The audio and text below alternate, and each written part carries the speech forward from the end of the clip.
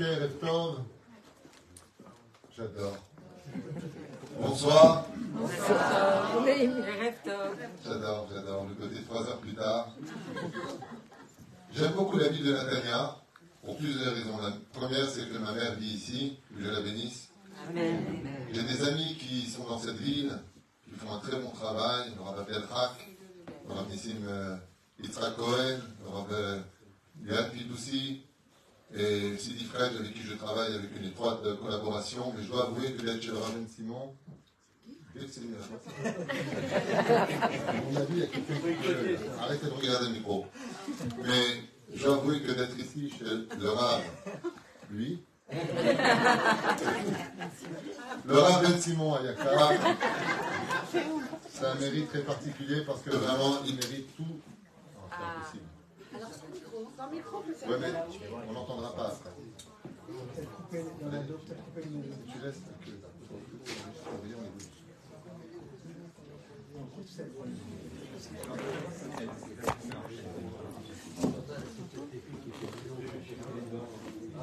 On peut avoir peut-être... Oh.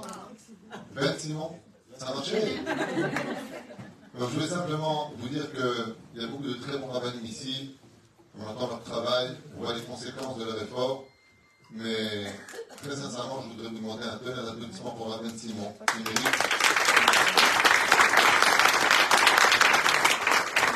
Vraiment, tous nos encouragements pour le travail qu'il fait, lui et toute son équipe qui derrière le soutiennent, son épouse, la rabbinite, et vous-même, qui, au prochain, venez ici vous enrichir de Torah. On va essayer de changer parce que je vais avoir du mal. Le pauvre Jean-Marie, la pression. Vous connaissez les deux, vous parlez, de chanter ça marche. 1, 2, 1, 2, c'est pire. Le pauvre 1, 2, 1, 2, la c'est mieux. Donc, ça ne marche pas du tout. Il y a trop de on va attendre un tout petit instant le temps de régler le problème de son, afin que tout le monde puisse profiter, parce que ici au fond, ça fait que je n'entends pas, je ne pourrais pas vous aider. Attends.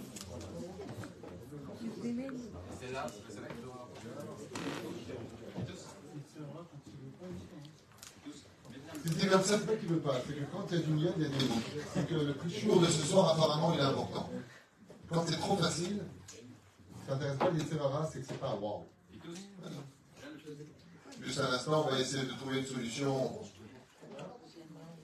chez Laura Ben Simon. Mon mari va vous trouver une solution. Mon mari. C'est qui votre mari? C'est lui. Il y a une claque, là? Oui, c'est lui. Bah, tout à fait, on a sorti. Alors, ce qui est bien, c'est qu'il rapproche là-bas, mais il avait super loin. Ça va marcher, mais bon. Mais non, ça va pour le dessert. En tout cas, j'aimerais que ce jour soit pour la réfouach de tous les Israël, Nicolas, Tzipora, Batsara. Anna el na refanala, Anna el na refanala, Zchut HaTorah tagen alao bechol asher aleichem tovim shalom. Et on fait un dernier essai avant de commencer le jour pour 1h15 de cours. J'espère finir avant, mais j'ai jamais lu. Est-ce que ça marche? Oui? Ça a l'air de marcher. Alors on commence Bezrat Hashem. En ce temps, c'est une grande réfouach lema pour Yosef, Joël, Ben Esther. J'ai besoin de prier aussi. Kol Cholim Becholot Israël, Sarah Batsassia.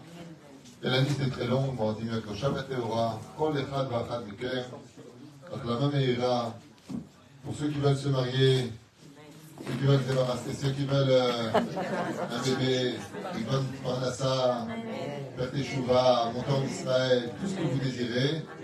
Yeratzon, Shekadou Borou, il m'a dit Kol Bishol Tiprem, Lavodatou et Barach. Amen. Alors j'aimerais vous demander un service ce soir, en remerciant aussi en Baruch Hashem mon épouse. Que Dieu bénisse son mari. Ça fait 20 ans que je la sors, c'est 20 ans que ça fait. Je ne vais pas compter. D'habitude, tu t'habitues à un moment, tu fais comme ça marche. Bekitsour, j'aimerais vraiment vous demander une chose ce soir, c'est de prendre chaque parole qui va être dite avec beaucoup de conséquences et de poids. Et des chaises. Non? Ah. Cette chaise, il y a pas cette chaise-là. Il y a encore des femmes qui arrivent, du monde qui arrive et... Il y a plein de chaises au fond. Mets une chaise ici, s'il te plaît. Toi, tu passes devant la télévision, Aline, fais un sourire.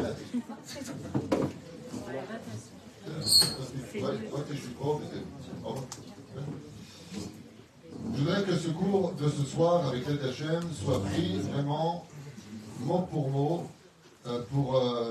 Bye, catégorie.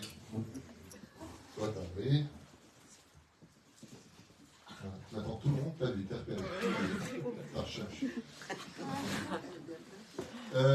pourquoi? Parce que c'est un cours qui est kaved. C'est un cours qui va parler de sujets qui sont sensibles.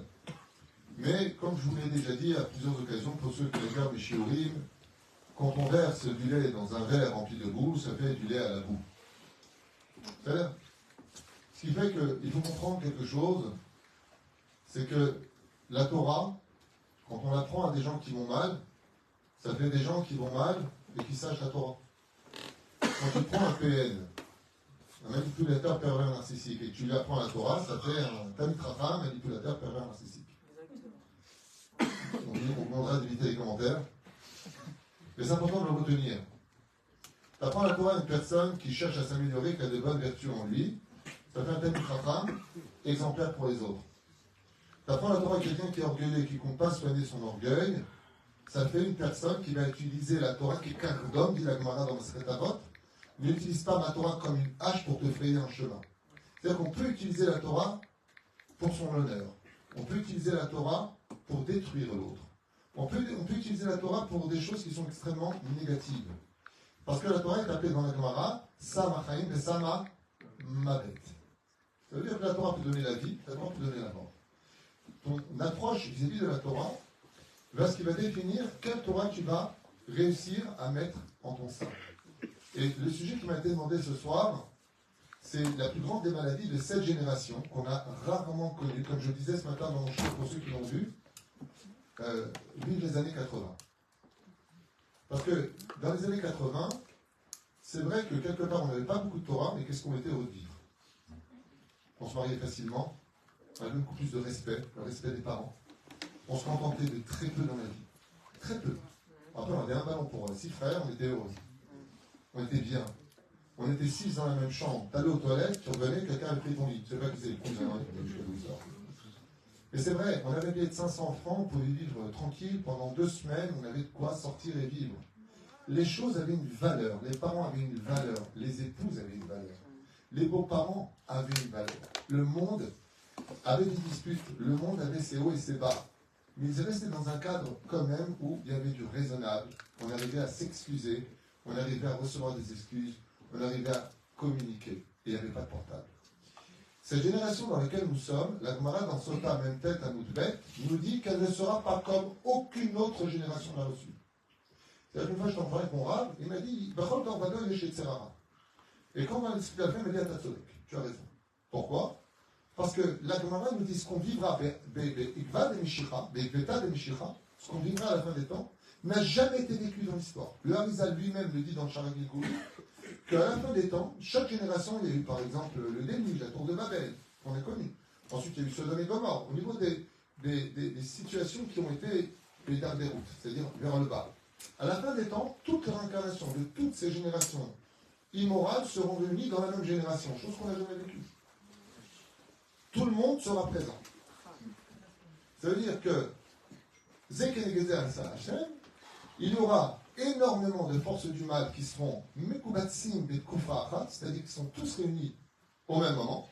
C'est-à-dire il y aura Sodome et Gomorrhe, la tour de Babel contre Dieu, il y aura toute l'histoire du déluge, tout ce qu'on a étudié dans les Midrashim se retrouveront dans la dernière génération qui s'appelle Ibeta de Mishicha, le talon du Melech HaMashiach. Juste quand quelqu'un arrive, qu'est-ce qu'on dit? Je l'entends, il arrive. Je ne le vois pas, mais je l'entends. C'est-à-dire c'est la génération qui précède le développement du Melech HaMashiach. Et qu'est-ce qui va se passer à cette période? Eh bien, au sage de nous apprendre que ce sera une période de Hidarderut Gumura. Pas Isgé, il y aura une effronterie. Isgé, c'est-à-dire qu'il ne cessera de monter. En fin de compte, ce sera, plus tu seras culotté à la fin des temps, plus tu seras pourri. Comme les émissions aujourd'hui, imaginez aujourd'hui Madame. Pour ceux qui ont connu quand j'étais jeune, c'est très poli. Ah bon, ah vous avez vécu ça, c'était gentil. Mais si tu as 2 personnes qui regardent l'émission, c'est 2 grands-mères de 90 ans. s'il n'y a pas des insultes, des humiliations, du tutoiement, d'être délateur sur place, de dénoncer des gens, de les humilier en public, l'émission ne marche pas. Imaginez le film au cinéma qui sort en 2023, Autant en emporte le vent. Il faut changer le titre, Autant en emporte la racera.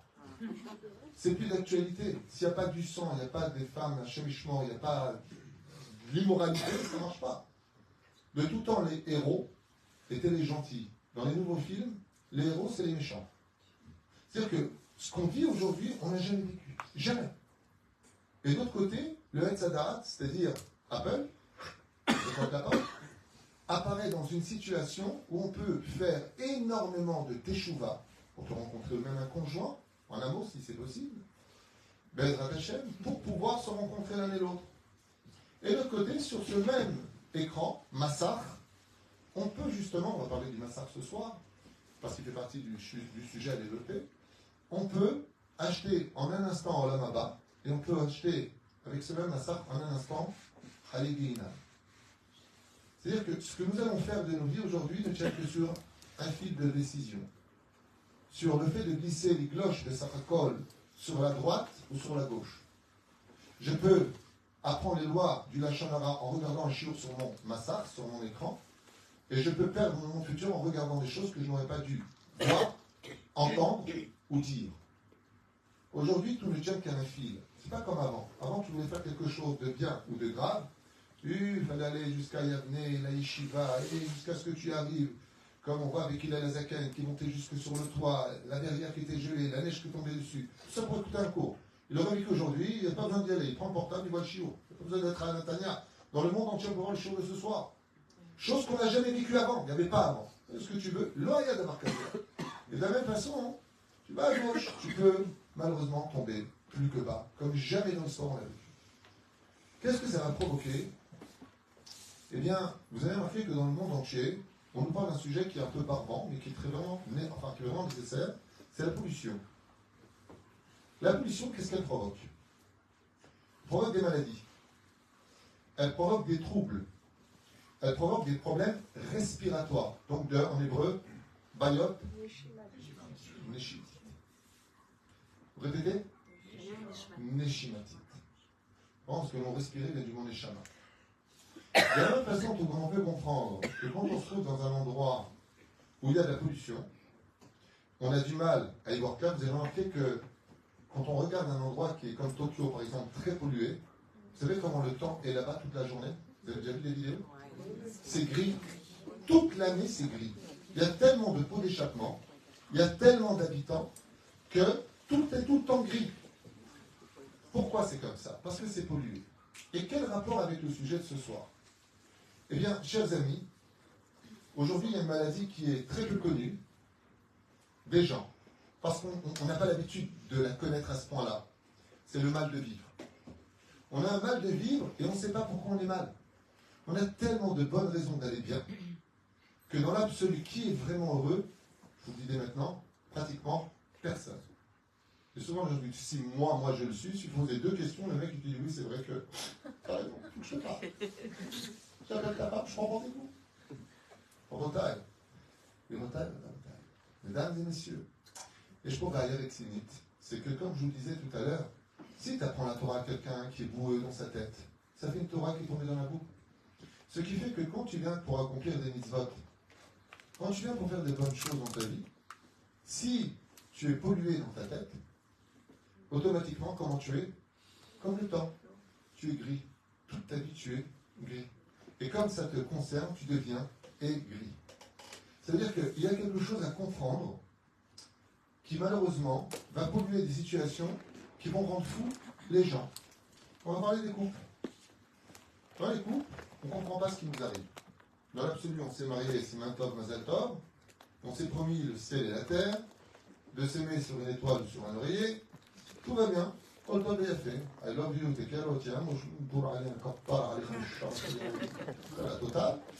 Et pourtant, il y a un ennemi qui va s'installer entre nous, comme une espèce d'écran, où après le mariage, eh bien, on va commettre des erreurs. C'est dont on va parler ce soir. Le mal de vivre dans les couples, c'est ce qui m'a demandé, c'est ça. Ok, je ne dis pas de bêtises. Elle m'a dit ça tout à l'heure dans la voiture. Et donc, plus fort que ça. Pendant 1h15, je chante plus fort que ça. Je disais que malheureusement, ce mal de vivre est véhiculé par plusieurs éléments. Et je vous affirme que ce shiur, pour moi, il est plus important que de citer une Gemara ou de citer du Zohar. Parce qu'il est la préface de toute notre Torah. Qu'on appelle les Hashishot, c'est-à-dire les fondations. Il est impératif, comme je le disais hier à quelqu'un qui voulait étudier au collège, on a 30 abrichim à Ashdod et 54 à Jérusalem, chez Yeriv, et je lui dis pourquoi tu rentres sans le sourire. Il n'a pas compris la question. Je lui dis ça c'est encore plus grave. Tu viens étudier la Torah. Normalement, imaginez que vous rencontrez quelqu'un qui a gagné le loto de 300 millions d'euros. Comment il marche dans la rue? Quel souriant. Comme un fou, quel souriant t'arrête. Il fait la valise à sa femme pour être sûr qu'elle parte. Le mec, il gagne un loto de 300 millions d'euros. Vous savez comment il est? Le joker, comme ça, ça va pas. Là, ça va, en un instant, le psychologue dit qu'il peut oublier toute une vie de pauvreté en un seul clin d'œil. Quand tu vas étudier la Torah, ce n'est pas 300 millions d'euros que tu gagnes. C'est Chayon Lamaba, Hayanetza. C'est la vie éternelle. C'est de rencontrer Kadosh Baruch Hu. Toi, tu as le mérite de lire sa Torah. Normalement, quand on vient au collège ici pour étudier, comment on arrive au collège? Qu'est-ce qui se passe? Pourquoi tu danses? Je vais étudier la Torah. Tu sais de quoi je parle? Tov li toratli chamal peza v'chasel. Et comment on y va? Tu vas où, chérie? Je vais étudier, j'ai 2 heures d'études de mariage. Gada bikadashin rabat. Non, d'accord, t'es בסדר, fais-toi les filat arbit. Après, nous dit, il est interdit de prier sans chanter. La prière ne monte pas. C'est la chier des roches. Si tu pries à Dieu, tu parles avec Dieu. Imaginez maintenant que le Premier ministre, il arrive ici, et il regarde quelqu'un et lui dit, j'aimerais te parler en privé, devant tout le monde, il y a toutes les caméras, les gardes du corps, le monde entier te regarde, et il t'appelle, Carrette Klein, je sais pas quoi, quand il t'appelle en prénom des autres comptes bancaires. Yitro, appelle.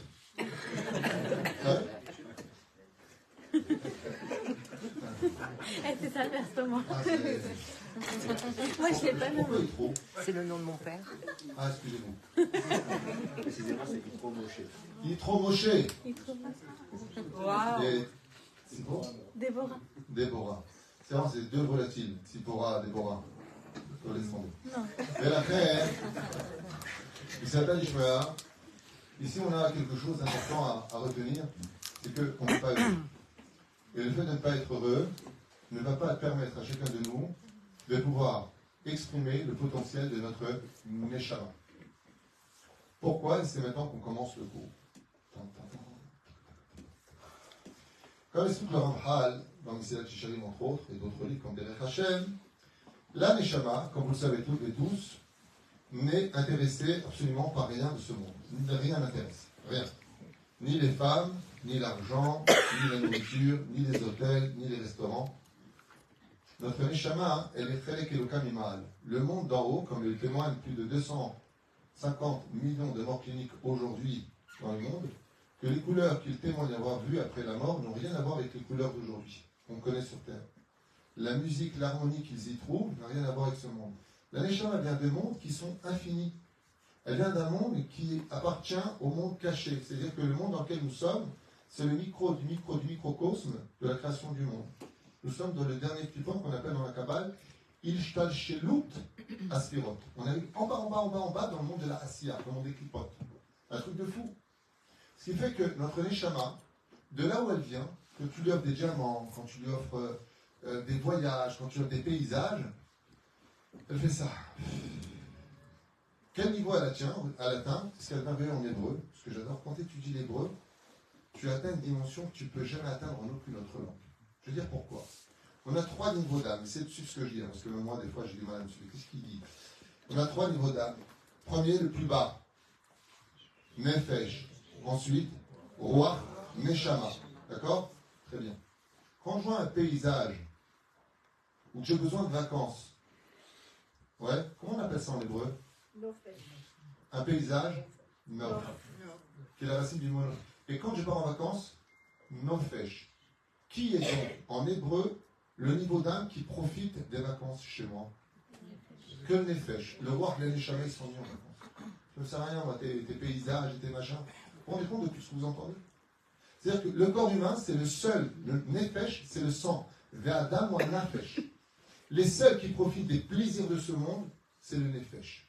Le roi et la neshama sont très loin des plaisirs de ce monde. Le seul kiff du roi, je vous le dis dès maintenant comme ça vous garderez ça en tête, c'est le roi HaKodesh. Ça veut dire quand c'est Kadosh, c'est roi. Ça veut dire oui. Non, mais c'est bien parce qu'une fois j'étais en train de faire un cours à la veille de Kippour sur justement le regret et vraiment toute sa vie demander pardon à Dieu est très important. Et d'un coup il y a une vieille dame de 90 ans à côté de moi, son téléphone sonne et Mina Shamen, quand il faut savoir regretter, la musique c'est non, rien de rien. Non, je te promets comme ça, c'était au Beth Midrash, il y a 10 ans, je ne regrette rien. Et elle ne savait pas l'arrêter toute la chanson. Et là, comme ça, j'ai passé du bon. C'est une parenthèse comme ça pour vous sourire. Mais, vous voyez, c'est merveilleux parce que le seul degré qui vraiment profite de ce monde, c'est le corps. Le corps humain, dit le Ramchal, lui, il aime les plaisirs de ce monde. Et il en a besoin. Et il faut les lui donner, que ce soit très clair. Comme explique dans le Or Litzion, il faut donner au Nefesh sa partie. Il faut lui donner. Pourquoi? Parce qu'il a un rôle à jouer sur le corps qui est heureux, qui n'est pas épanoui. Je ne fais pas bien les mitzvot. Donc il faut donner. Donc en 2 mots, comme il dit là-bas dans Or Litzion, mange bien, dors bien, kiffe bien, même étudie bien. T'as ça à colle. Il n'y a pas de mise en. On n'est pas des gens qui devront vivre pauvrement et la tête en bas. Mamashlo. Ça mère. Comme disait souvent mon rab, un homme qui est fort de corpulence et qui marche comme ça, c'est un homme proné nefesh. Je me dis, qu'est-ce que tu cherches par terre? T'as perdu quelque chose? Tu es droit, marche droit. L'humilité, c'est une intériorité, c'est-à-dire, c'est quelque chose qui est à l'intérieur de toi. On ne fait pas théâtre de son humilité. Et la Mken, c'est ta propre personnalité. C'est-à-dire que tu es toujours comme ça. Chose qui est très souvent marrant. Tu vois des gens rentrent dans la synagogue, on dirait des Chinois, dehors c'est des lions. Tu rentres à la maison de chez eux, beaucoup des religieux, et à la synagogue, c'est japonais, je ne sais pas ce qu'ils font dehors. Mais à la fin, il y a un problème de poids. C'est que notre roi, qui nous appartient à tous, Neshama, ça appartient qu'à ceux qui ont atteint un très haut niveau et qu'on est Israël. Un Neshama B'Chutz, il y a Nefesh de roi seulement. C'est ce que voulait Moshe Rabbeinu récupérer son âme. La secte tout bas de son Zamudalef. Première de la page en bas. Neshama Shenatati Alea, Shem Isaï. La reine En Neshama B'Chutz Laaretz, ce qui fait qu'en Chutz Laaretz, il est impossible d'être heureux. C'est pour ça qu'on s'occasionne beaucoup de bons moments en Chutz Laaretz. Chez Nehemar, il est d'Oraïta. Vehaya Kitavo El Haaretz. Vehaya, on arrête à Gemara, Moshe Migillah, Rimel, Ushon Simcha. Ça veut dire qu'on peut être quand heureux que quand on retrouve son âme. Mais une fois qu'on a trouvé son âme, il va falloir lui donner ce dont elle a besoin. Et par contre, quelle est la nourriture de l'âme? La Torah. La seule chose qui intéresse notre livre de Neshama, la seule chose au monde, notre Neshama, ce qu'elle veut, c'est l'étude de la Torah et l'accomplissement des mitzvot. Le Ruach, c'est le mariage entre la Neshama et le corps. Si je n'arrive pas à vivre ma Torah, c'est-à-dire je rentre dans le truc, mon fils est malade, je pense au mal qui souille. J'arrête tout. Il y a un problème. C'est que c'est une condition qui n'a pas d'âme. C'est que la seule Tadvarim, vivre les choses dans la Torah et les mitzvot parce que je les vis. Et c'est pour ça qu'on a donné le secret, comme vous savez tous dans la secret Avodazara, Naaseh v'nishma. Vous voulez ma Torah? Naaseh v'nishma. Pour vivre la Torah, il faut la faire. Une fois que tu l'as fait, tu peux commencer à la comprendre. Comprendre la Torah dans sa logique avant de la pratiquer, cette anti-Torah, elle ne viendra pas chez toi. Tu veux savoir c'est quoi Shabbat? Commence à être Shomer Shabbat, alors pose des questions. Si tu ne le vis pas, tu ne peux pas le faire. Pourquoi? Chez l'Akdola. Parce que ton corps, ton nefesh, quand tu lui as donné ce qu'il faut, c'est pour ça que la Torah fait très attention au Neiner, Shabbat, les fêtes. Il n'y a pas une fête où tu n'aïnais pas. C'est vrai, c'est quoi un juif qui est au régime? C'est un chiloni, parce que quand tu es religieux, tu ne peux jamais commencer. Il y a toujours des fêtes, des bar mitzvot, des milot, des yonapen, mariage, des aminara. Même la veille de Kippour, tu fais 5 repas pour récupérer les repas que tu n'as pas mangé à Kippour. Là, tu n'as jamais. Je ne peux pas m'aider. Comment on appelle le régime en tunisien? Vous savez comment on l'appelle le régime? Radois. Le régime tunisien s'appelle demain. Donc tu peux jamais commencer. Mais la reine, si vous êtes en train d'attendre, je vous ai dit de faire attention aux mots. Ne prenez pas cette étude à la légère, puisque nous sommes en train de parler du pourquoi du mal de vivre. Le mal de vivre, vous avez compris, c'est quand il y a une déconnexion entre la neshama et le corps. C'est-à-dire que mon âme et mon corps sont en divorce. Je ne suis pas bien. C'est un mal de vivre. Le divorce, lui, s'exprime par un vide. C'est un vide. Le problème, c'est que ce vide ne reste pas longtemps seul. Il se remplit de quoi? Yagon va'anaha. C'est ce qu'on demande à Dieu dans la prière. Yagon va'anaha. Satan Bérilit. La tristesse, c'est le nom du Satan. Son nom secret, c'est tristesse.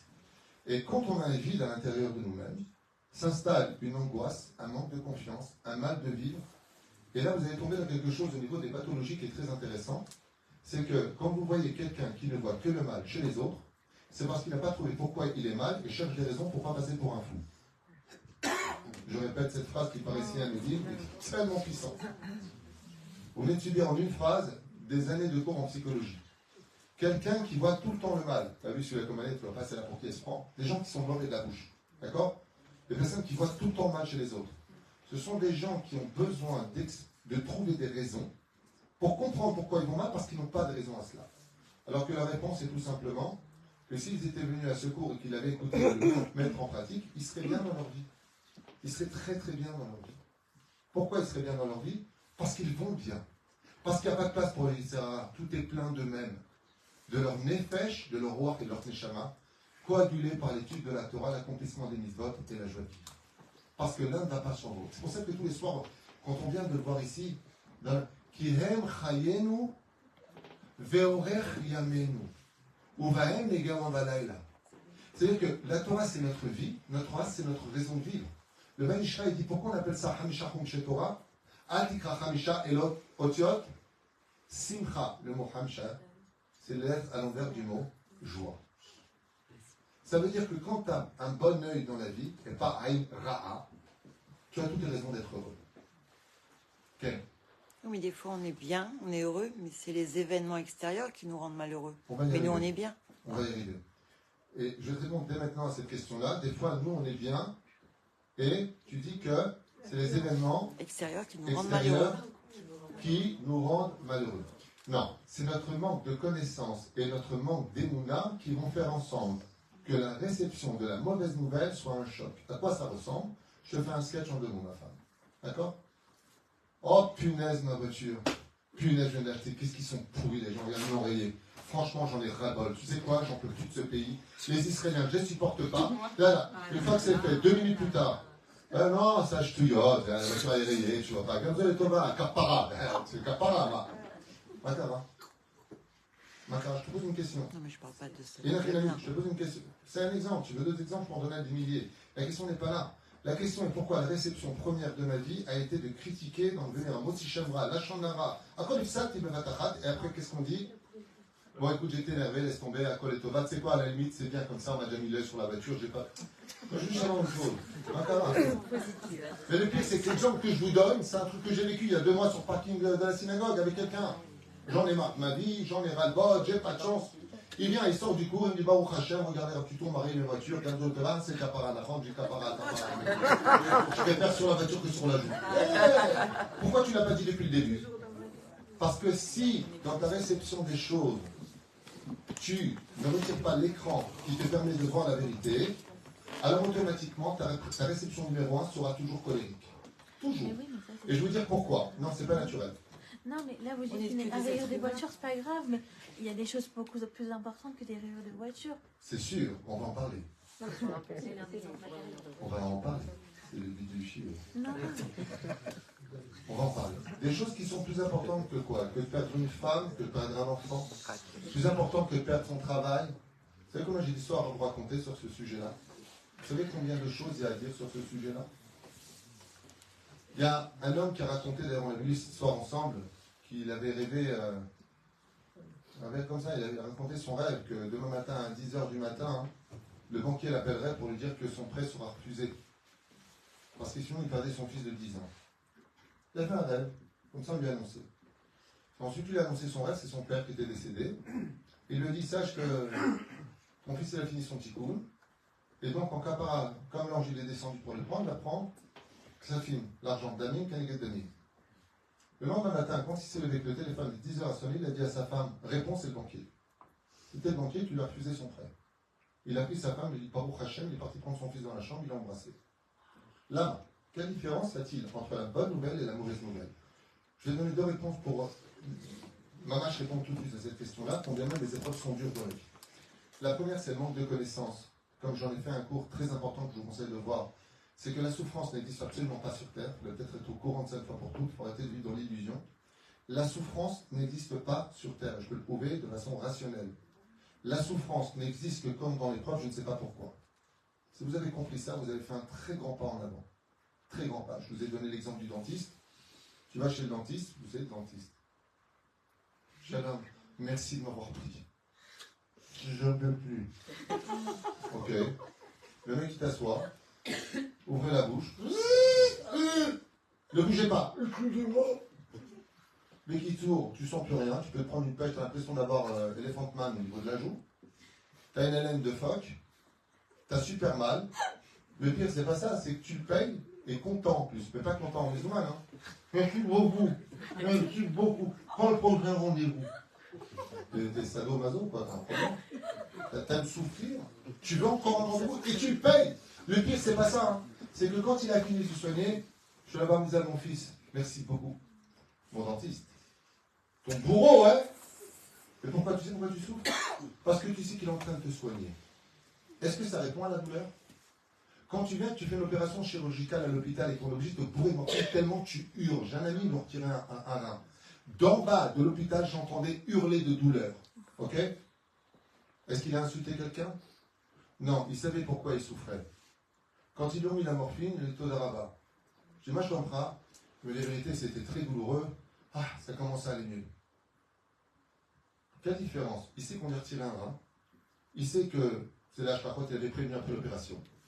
Il est au courant de tout ça. Donc tout va bien. Tout va bien. Quand quelqu'un fait l'ablation de l'estomac, il coupe l'estomac, la slip, et qu'il ne mange pas pendant des jours et des jours et des nuits. C'est pourquoi il va bien moralement? Parce qu'il sait qu'il est en train de maigrir, qu'il a fait un choix, et qu'il a des raisons, parce que s'il boit trop, il se noie dans son estomac. Donc comme il sait, mais vous savez ce que c'est de le faire? Vous savez ce que c'est de ne pas manger, pas boire pendant des jours et des jours? Tu l'as fait? Tu étais sur le monde, maintenant t'es caractérin? Eh bien, c'est incroyable. Hein, comment au début, avec le coton comme ça, les premiers jours, on apprend, quand tu as bu le tourneau direct, hein? Aucune souffrance, de l'orthotalique.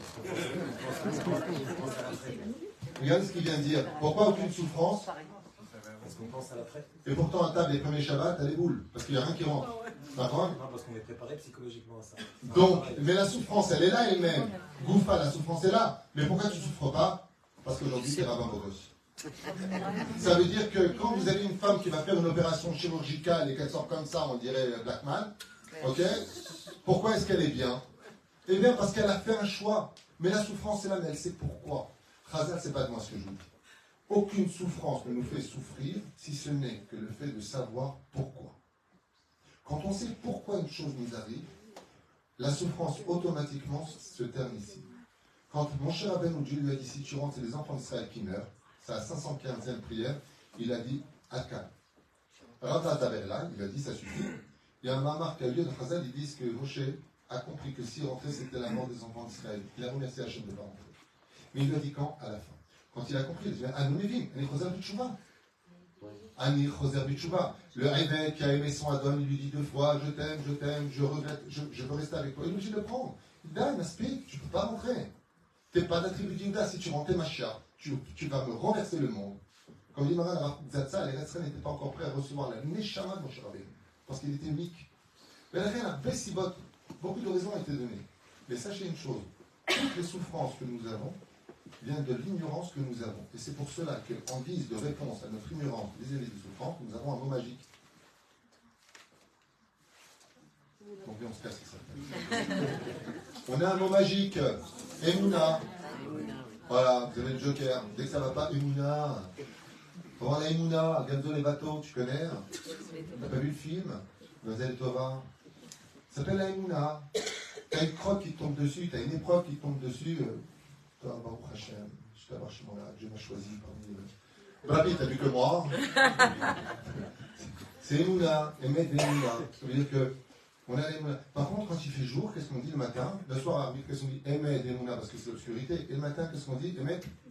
Il n'y a pas besoin d'Emouna, Viativ. Comme j'ai mes réponses et que je vois clair, je n'ai pas besoin d'Emouna, donc j'ai aucune souffrance. Emet Viativ, tout se tient devant moi, j'ai tout compris.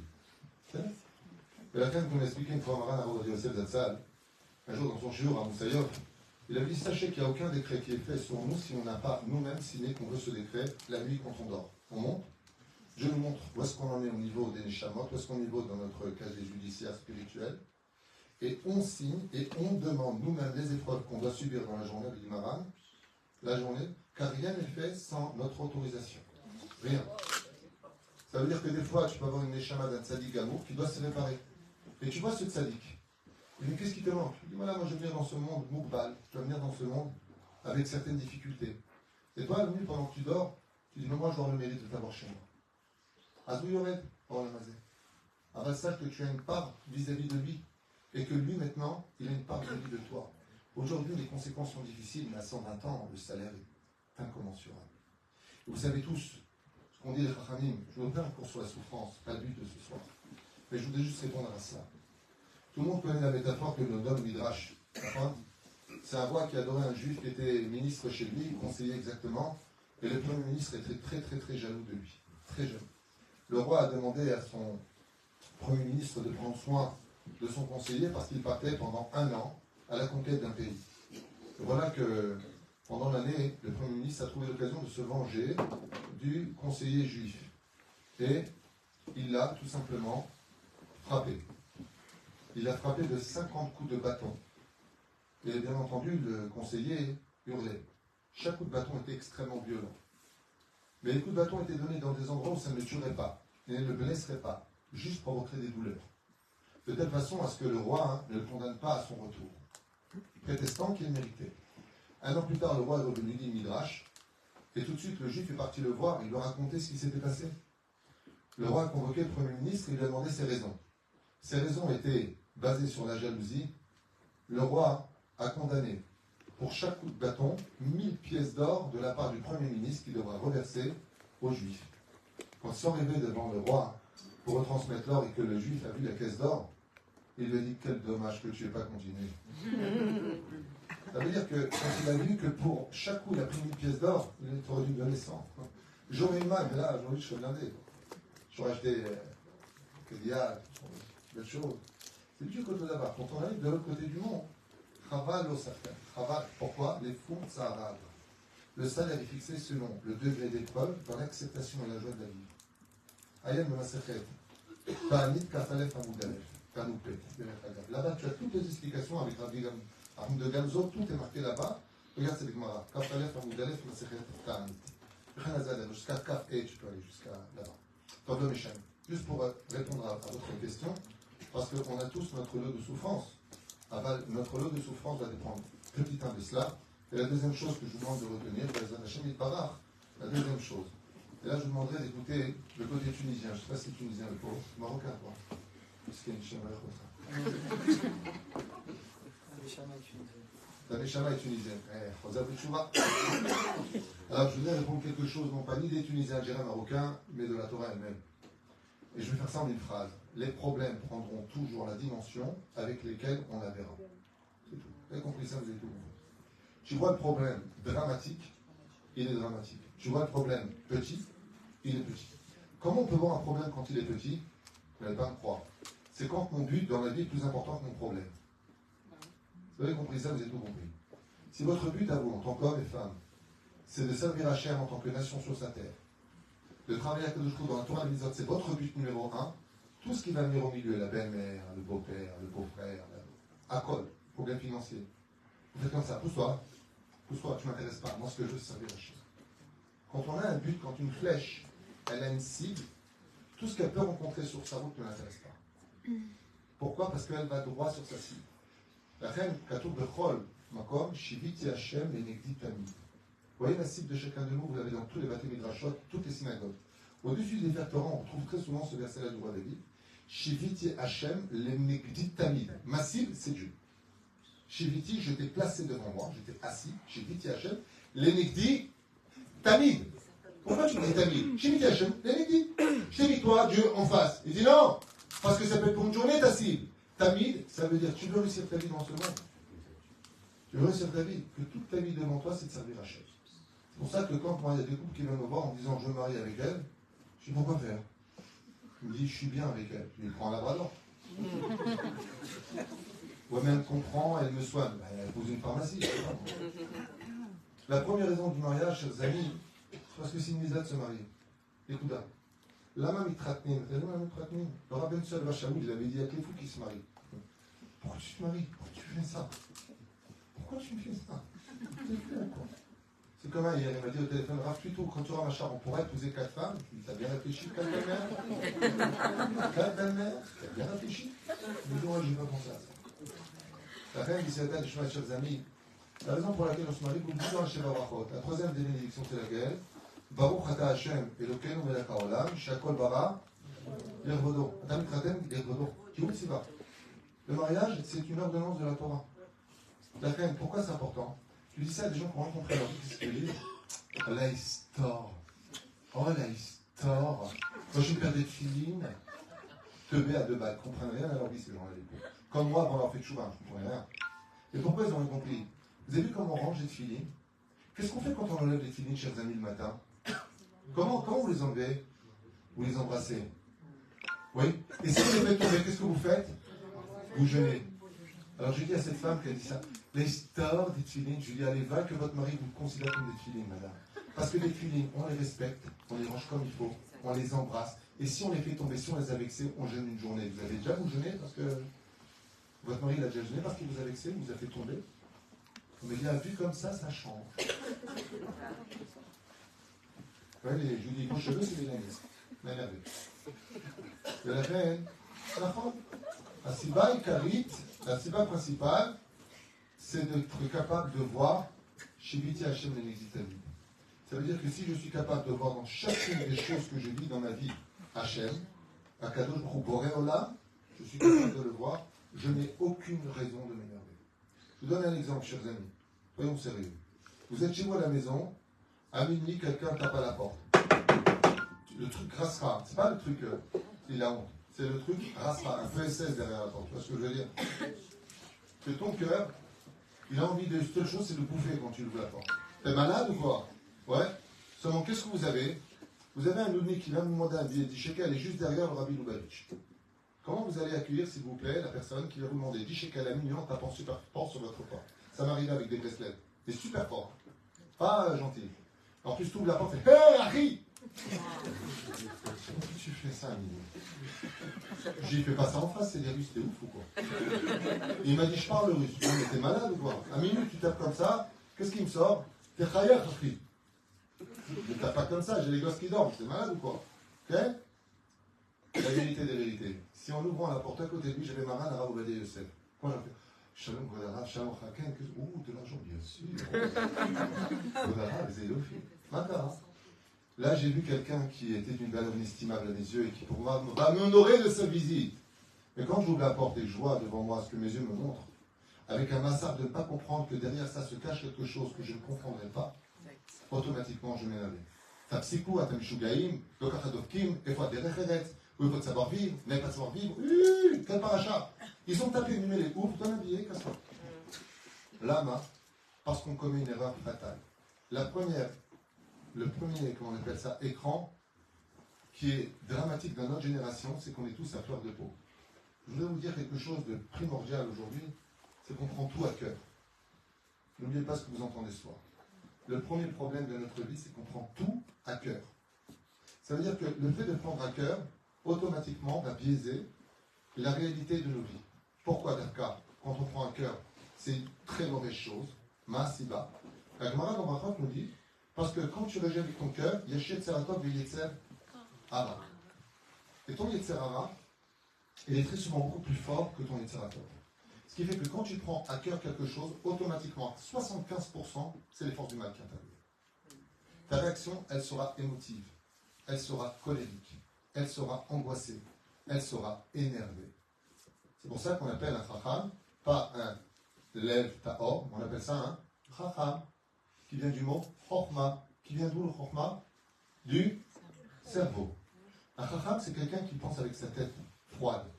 Il ne mélange pas les sentiments. Seulement quand il a analysé les choses à froid, il permet d'y mettre du cœur pour accomplir la mitzvah. Dans l'accomplissement de la mitzvah, mets-y tout ton cœur. Dans la réactivité, ne réagis qu'avec tes yeux. C'est-à-dire avec tes yeux, avec ton sechel. Pas tes yeux, et là avec ton sechel. Sois sikhli. Pense bien, réfléchis bien. Si l'amour rend aveugle, le mariage rend la vue. Mais la reine, très souvent on se laisse aveugler par des situations, on réagit mal. Chers amis, il y a des choses qui perturbent énormément les couples aujourd'hui, et c'est le sujet qu'on a déjà développé depuis tout à l'heure, c'est le mal de vivre. Se chercher des raisons qu'on ne trouve pas à l'intérieur de soi, mène automatiquement l'autre à l'autocritique de l'existence de celui qui partage notre vie. C'est de ta faute, de toute façon tu ne comprends rien, on n'a plus rien à partager, tu me saoules, regarde à quoi tu ressembles. Automatiquement, on est dans l'autocritique. Quand on se sent critiqué, le problème qu'on a, c'est qu'on perd confiance en soi. Parce que chacun espère que l'autre est là pour le remonter, là pour le relever de sa médiocrité. Parce qu'on est tous médiocres à des degrés différents, c'est pour ça qu'on est sur Terre. Quand on est complet, on n'a plus rien à faire. Ça veut dire que comme Agmara nous l'apprend, un mois, Meskin était malade, j'ai oublié son nom là maintenant, je ne demande pas son nom, je connais, mais j'ai oublié son nom. Il était malade, il a dit Chacham, Shalem, il avait en train de le tuer, s'il est Chacham, Shalem, il a fini son tapis, il a dit arrête, bourre. Et quand c'est dire, je ne comprends rien, plus il le descendait dans l'étude, et plus l'autre il retrouvait la santé. Il dit Lama, il dit parce que j'ai montré au ciel qu'il avait encore beaucoup de quoi apprendre sur terre. La reine, on Misha. La reine, à Pérouche, quand on voit un Chacham, on dit Talmid Chacham. Talmid Chacham veut dire il est l'élève de, il est encore élève, il faut qu'il dise Talmid Chacham Shirli. Chacham, c'est un titre dangereux quelque part. Et la reine, chers amis, le problème que nous avons, c'est parce qu'on a tous un mal de vivre. Vous avez bien compris, quand on passe notre vie à regarder des émissions impures, des choses qui sont toxiques, des logiques qui sont anti-Torah, de banaliser l'immoralité telle qu'aujourd'hui tous les réseaux sociaux le prétendent, au point que d'être même dans l'idée de ne pas accepter, de refuser l'idée de certaines immoralités qui sont produites dans les réseaux sociaux. Ça s'appelle par exemple être homophobe. Ben, je peux être rayé, je ne comprends pas. Comment on appelle ça le droit à l'expression, le droit de penser, il va que dans un sens. J'ai le droit, moi, de ne pas apprécier ça. Je n'ai pas dit qu'on va faire du mal. Je trouve ça immoral. Est-ce que c'est... Ah, tu as dit que c'est moral? Tu as dit que c'est moral? Terrible. Là. Quand tu viens et que tu fais de la hasbana dans l'esprit d'un... C'est quoi la hasbana? Tu as le tuyau, tu vas... Hasbana. Vous êtes algérien, c'est ça? Vous ne connaissez pas la hasbana? C'est moi, oui, Constantinois. Constantinois, ça se rapproche. Eh bien, quand tu rentres dans le cerveau, toutes ces émissions, quand tu rentres dans ce cerveau, que Kaut Rabbi, tous les gens sur les réseaux sociaux, c'est toutes des bombes. Toutes les actrices, c'est toutes des bombes. Et que le mec, il regarde ça toute la journée, il voit sa femme qui lui a donné 5 gosses sur les Willy. Il est mal. Pourquoi il est mal? Parce que ses yeux, c'est de la hasbana. Et donc, comme toute la journée, il regarde des choses à droite et à gauche, quand il voit sa femme, il fait des comparaisons, même dans les niveau inconscient, au niveau psychologique. Même inconscient. Même s'il n'y a rien dans son cœur. Ça crée des écrans. Je ne te vois plus, toi. Je vois que je peux avoir mieux que toi. Quand un jour, quelqu'un m'a dit à Jérusalem, je préfère 2,25 qu'une 2,50. Shem Elachem. Tu as oublié tout ce que tu as partagé avec elle? Tu allais lui dire quand tu avais 25 ans? Parce que toi, pour demander ça, c'est que tu as la moitié de 25 ans, 12 ans et demi. Tu as un cerveau qui est réduit. Et la fin de Rotal et Rabotai, la première chose qu'il faut comprendre dans les couples, c'est qu'un esprit qui est pur, un esprit qui ne rentre pas de pollution dans sa tête, c'est un esprit qui était comme nos parents, grands-parents, plus exactement avant. Nos parents et grands-parents, ils n'avaient pas tous ces trucs-là bidons dans la tête. Leur femme, c'était leur femme. Le mari, c'était le mari. Quand une femme savait que son mari l'avait trompé, qu'est-ce qu'elle disait? Mon mari, il a un grand cœur, il aime tout le monde. On peut exagérer, mais bon. Mais c'est pas une blague. Le pire, c'est que c'est pas une blague. La mentalité d'avant, c'est que les hommes, ils étaient tsloulim dans la tête. Ils n'avaient pas beaucoup de Torah. C'est vrai. Ils n'avaient pas beaucoup de Torah. Mais ils avaient une chose qui était la crainte du ciel naturelle. Ils avaient ce qu'on appelle la Hifrabi dans la tête. Ils avaient ce côté, bon, Dieu m'a donné cette femme, Baruch Hashem. Ils savaient se restreindre à ce qu'il y avait. Quand le mari travaillait, qu'il apportait ce qu'il apportait, il apportait, la femme faisait avec ce qu'il y avait. Les gens étaient dans la réalité de ce monde. Ils vivaient avec un esprit qui était pur, comme nous quand on était enfant. C'est vrai que les musiques, on parlait ce matin d'ailleurs, les musiques des années 80, ben, elles avaient une histoire. Du début à la fin, il y avait une histoire, il y avait une moralité. Aujourd'hui, c'est un roman. Ma femme. Mais aujourd'hui, ça ne veut plus rien dire. Ce qui fait qu'on avait un esprit. Pourquoi on était plus heureux? Parce qu'on était plus saint d'esprit. Aujourd'hui, on est pollué. Le pire, c'est quand on a de la Torah et de la pollution. Qu'est-ce qui se passe? On va polluer notre Torah. Et lieu que notre Torah va nous rapprocher, on va dire à l'autre, je comprends pas, t'as les Shiva, je paye pour rien, t'as pas de Torah à faire. Je comprends pas, c'est comme ça que tu réponds à ton père, retire ta kippa. À la religieuse l'agise. Et franchement, retire ta kippa. Retire ton kissouille. Ah ouais. Retire. Ça veut. Qu'est-ce que tu vas te dire? Ah ouais, quand ils disent ça, retire ton kissouille, ça. Mais la reine, au lieu de remonter l'autre, d'avoir une kippa, d'avoir un kissouille, d'être sanoua, c'est mieux caché d'être sanoua dans notre génération. Et aujourd'hui, tu sors dehors, tu mets le kissouille, t'as tes copines. T'as eu un malheur? Pourquoi tu me dis ça? Je sais pas, t'as mis le truc là-haut sur la tête. Au lieu de remonter sa femme. Et pire, un jour un mec il est rentré à sa femme, il dit, tu sais pourquoi j'ai pas parlé à ça? C'est de ta faute. La femme elle lui dit, t'es chacun. Qu'est-ce que j'ai fait? Je sais pas, ce qui paraît, l'homme il a un mazal, c'est sa femme. J'ai pas de mazal, c'est de ta faute.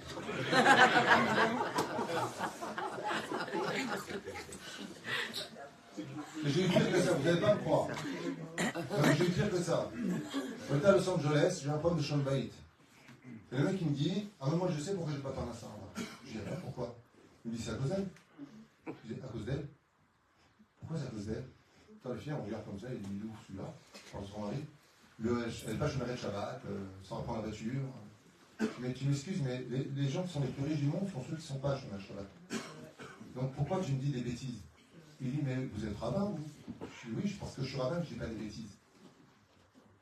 Je n'ai pas compris pourquoi tu dis ça. Shabbat, c'est la source des bénédictions. Makor aberachot. Ça veut dire ce que tu as, tu auras la bracha avec. Il y a marqué nulle part, tu es chômeur Shabbat, tu es riche. Dans la Gemara dans Secret Shabbat, 119 Amoud Aleph, on parle de Yosef conquérir Shabbat. Ayel de Ben Ishra Ben Yada, qu'est-ce qu'il dit sur ça? Le salaire du Shabbat qu'il a eu de trouver le diamant vient du fait qu'il a payé l'ifnim Shuratadin. Ben Ishra dit, comment il a pu prendre son salaire? C'est ce Shuratadin. Non, pas du tout. La même telle. Makatouf Shama. Tu trouves que tu ne prends pas ton salaire sur terre? Qu'est-ce que tu crois? Parce que tu es chômeur Shabbat, tu gagnes de l'oseille. Non, Shabbat, le premier, ce que tu vas avoir, il y a la main de Dieu dessus. Ça, c'est ce que le premier Shabbat. Mais de dire que tu n'as pas de bracha parce que tu n'as pas de parnassa, parce que tu n'as pas de travail de Shabbat, ça veut dire que toi, tu connais les pensées de Dieu. C'est très grave de dire ça. Peut-être que c'est à cause de toi qu'il faut avec la brique. Qu'est-ce que tu en dis? Je lui ai dit. Il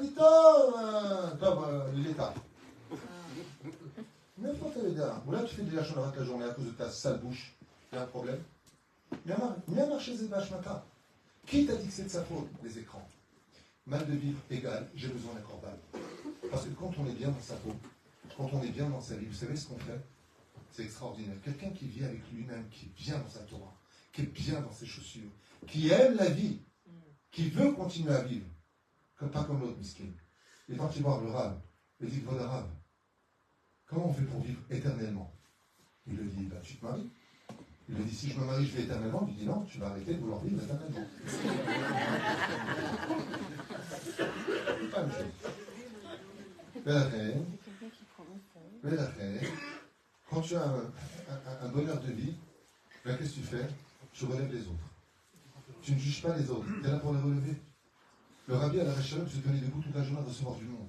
Chaque personne, il le relevait. Le roi va dire, tu venais parler avec lui, il pleure avec toi dans tes malheurs. Une fois que c'était fait, une veuve est venue le voir. Ben, mon mari est mort, j'ai 7 enfants. Qu'est-ce qu'il a fait, Maram? Il a appelé son fils pour David Yosef. Il lui a dit, porte-moi mon chéquier. Il lui a fait tout chèque d'avance à l'époque. C'est sa paie personnelle, 4000 shekels par mois. 4000 shekels par mois. Qu'est-ce qu'il aurait pu lui dire? Il a marqué ici sécurité sociale. C'est des vaches. Masa. Arba talafim shekel et chodesh. Mais Romain, il lui a pas dit, c'est ton petit coup. Il a fini sa vie, ben olam haba, tu me verras trop tard, non, il faut relever la personne. Quand on est bien dans sa peau, d'accord? Un jour, un homme il m'a dit, ma femme elle n'est pas assez belle. Je lui dis, bon, ça arrive, tu ne connais pas l'histoire du rave. Un jour, il y a un rave, il vient comme ça dans une salle bien pleine, il devait ramasser de l'argent pour sa yeshiva. Ouais, le pauvre. Où est l'argent? Il dit, Gurata Verabotai, je vous demande de donner une somme d'argent à la valeur de la beauté de vos épouses. Surtout qu'il y en a qui se lèvent 100 000 euros, 50 000 euros. Il y en a, il vient à la fin, il donne une pièce de 5 shekels. Le Rav lui a dit, mais Hachem, comme ça, 5 shekels, ça n'existe pas ce que tu fais. À ce moment-là, il m'a dit, ma femme arrive. Ouh, punaise, bouge pas, je te ramène. Je lui dis à cette personne-là, si ta femme n'est pas assez belle, rends-la belle. Rends-la belle. Madame, à quoi même Magash? Vous voulez tout sur un plateau, tout fait, tout bon, tout bien. Mais la fin, quand on est bien dans sa vie, on est tout le temps souriant. On est là pour aider les autres. On s'assoit à côté de ces gens-là, ils dégagent une énergie d'émouna, de confiance, d'avenir, d'espoir. Les autres, tu t'assois à côté d'eux, ils ont un mal de vivre. Ils sont comme mal. Plead. Ça va? Bon, c'est rien que sont comme ça. Déjà le matin, t'es pas bien. Enfin, déjà, t'es pas bien. Ouais. C'est une race rare. Pourquoi t'es pas bien?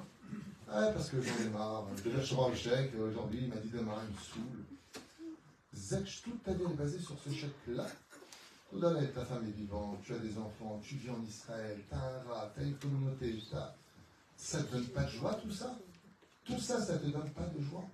Dans la Masechet de Megillat Esther, qu'est-ce qu'on a marqué là-bas, Megillat Esther? Ve'en shovilo. Aman, comment est-ce qu'on sait que c'est le mal absolu? C'est bien ce qui a marqué dans la Megillah. Vous savez, la Megillah,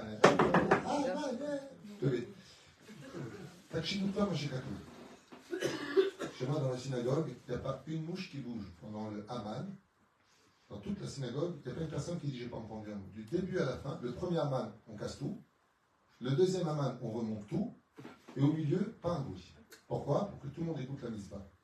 Et quand la mitzvah écoutait la Megillah, pour ne pas perdre un seul mot, le Mina qui a fait quand on a le et la Yeshiva, et quand on a racheté, quand on est comme ça, on fait chier. De telle façon, à ce que après tu veux faire les pétards et machin, tu fais ça dehors si tu veux. À Baal, quoi qu'il advienne, il y a un passage qui doit tous nous faire peur. Haman est vice-roi. Il a le tampon. Il est marié à 800 femmes. Zereshishto, c'est la principale. Plus pourrie d'ailleurs. Aroura Zeresh. Okay. Il a, on compte chez lui 1800 enfants. Une certaine déroute. Il a tout à ses pieds. Et il est beaucoup plus riche que Achashverosh lui-même. Et Shovilo. Pourquoi Haman était énervé? Pourquoi Haman n'était jamais heureux? Parce que Mordechai ne se prosterne pas devant lui. La Gemara nous dit, à propos de cela, un Shovilo. Étant donné qu'il y a une chose qui ne s'est pas passée comme il voulait, tout le reste était noir. Tout le reste était terrible. Ça s'appelle être Haman. Haman, le mal, c'est celui qui voit tout le temps ce qui ne va pas pour avoir des raisons d'être mal toute la journée. Alors que Baruch Hashem, tu as tellement de raisons d'aller bien. J'ai un ami qui m'a raconté qu'il a fait un shidur avec une femme, c'est mieux. Et comme il a eu peur de la rencontrer, il m'a raconté quelque chose de très sympathique. Ils ont fait le shidur où, je vous en prie. On ne mangeait pas vraiment caché à l'époque. Donc ils se sont rencontrés comme ça. Il a invité dans le restaurant des aveugles. Vous connaissez ce principe? Ouais. Tu rentres dans un... Tu vois, c'est un? Ouais. D'ailleurs, quand il est rentré, il lui dit, je ne peux pas te voir. Et ils ont passé comme ça. Mais c'est fou, hein. C'est fou. Et ils sont rentrés, il m'a dit, c'est une race, tu rentres dedans, c'est pas noir, c'est plus noir que le noir. Je sais pas comment on sait, mais... Et les serveurs sont aveugles. Et donc tu t'assois, et ils te placent comme ça les couverts devant toi, et te disent comment faire les choses, et ils te servent. Et regardez ce qu'elle nous raconte. La femme nous a raconté quelque chose d'incroyable. Quand elle a mangé son plat, elle lui a dit, j'aime pas. Ouais. Elle lui dit, ben moi c'est bon. Elle lui mange son plat à lui, elle dit, ah, le tien est meilleur. À la fin, c'est exactement le même plat. Pour vous dire combien, quand on voit la vie en noir, on n'est même pas capable de distinguer le bon du mauvais. C'est ce qu'elle a raconté ou pas? C'est un truc de fou. Mais le plus marrant, vous savez, c'est quand ils sont sortis dehors, ils se sont lâchés sur place. Ils disent, ah, je ne voyais pas du tout comme ça, dis-moi non plus. Bon, personne qui sont mariés, c'est un super couple qu'on a aimé d'avoir chez nous Shabbat. Et il y a une phrase qu'a dit le mari qui m'a beaucoup interpellé. Il m'a dit, quand il était élevé justement avec elle, je servais nos poissons, j'ai réalisé à ce point-là qu'on avait la chance de voir.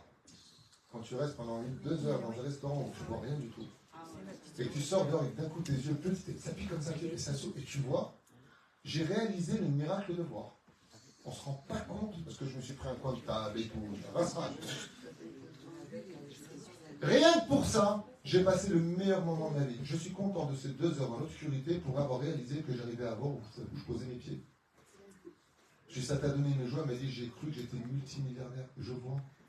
Vous imaginez, demain matin, le rabbin, il rentre comme ça. Ça va, Baruch Hashem, qu'est-ce qu'il y a, je vois?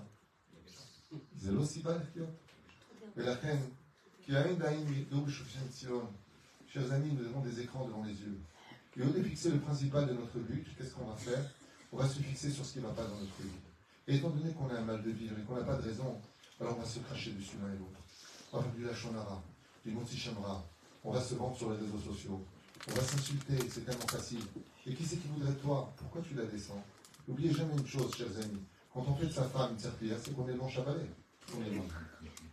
Et donc, au contraire, le fait d'Ezrat Hashem de vivre ce que l'on est en train de vivre, dans la situation dans laquelle nous sommes, alors il est évident que si on travaille son intérieur, son soin intérieur, et que nous on va bien avec nous-mêmes, qu'on est marié à l'intérieur de nous-mêmes, que notre neshama s'est remarié avec le corps, je peux vous affirmer qu'on ne peut pas divorcer après. Parce que quand on va bien, au lieu de dire je me débarrasse, on est là pour construire, on est là pour remonter l'autre, on est là pour redémarrer quelque chose. Et ça, malheureusement, les gens n'y croient plus. Parce qu'ils n'ont plus rien à perdre. Ça s'appelle le désespoir. La reine Bezrat Hashem, il y a des choses que vous devez tous savoir et que vous savez tous. Le mariage que nous avons entre l'homme et la Torah, le peuple d'Israël et sa Torah, comme vous savez tous, j'espère en tout cas, si vos enfants vous demandent qu'est-ce que la Torah, qu'est-ce que vous répondrez? Votre fils vient vous voir, vous dites papa, c'est quoi la Torah? Réponse. Le code de la vie. Le code, le machin, le truc, n'importe quoi. C'est quoi? Une règle de vie. Une règle de vie. N'importe quoi. Un cœur? Non. Un quoi? Un mode d'emploi. La Torah a été donnée par Ikea. J'ai compris. Vous êtes ouf. Je suis choqué, vous ne savez pas c'est quoi la Torah. Je suis vraiment choqué. Hein? Un quoi? Un arbre de vie. Mais ils sont complètement plantés ici. Etz Chaim. Et vous fumez quoi, vous? Donc, la Torah, effectivement, elle est comparée Etz Chaim, Hil, Mahzikim, Ba, Toda Rabba, on le sait. C'est pas ça. La Torah, c'est pas un arbre de vie. C'est une histoire. Maintenant, c'est les légendes après Robert des Bois, rabbin du Sinaï. Non, la Torah, c'est pas une histoire barminale. De dire une chose pareille, surtout pas. La Torah, c'est pas du tout un récit. C'est la réponse à tout. À Forbad, et Koulaba. Si, d'accord. Non. Je suis content d'avoir posé la question. Vous voyez comme quoi c'est important de savoir ce qu'on vient d'étudier. La Torah, je vous dis en un mot, c'est un dialogue. Mais c'est quoi? Vous avez tout compris. La Torah, c'est un dialogue. Vaïdaper Adonai Moshe les morts. Daper el ben Israël. Ve'amarta le'em. Et mort el ben Israël. Vayomer Hashem. Vayomer Moshe. Vayomer Moshe el Aaron. Oh, la Torah, c'est un dialogue. Vayomer Hashem el Avram lech lecha. D'accord? Qu'est-ce que c'est la Torah? C'est un dialogue. Dieu il a dit combien de coups de bâton? La Seret Makot?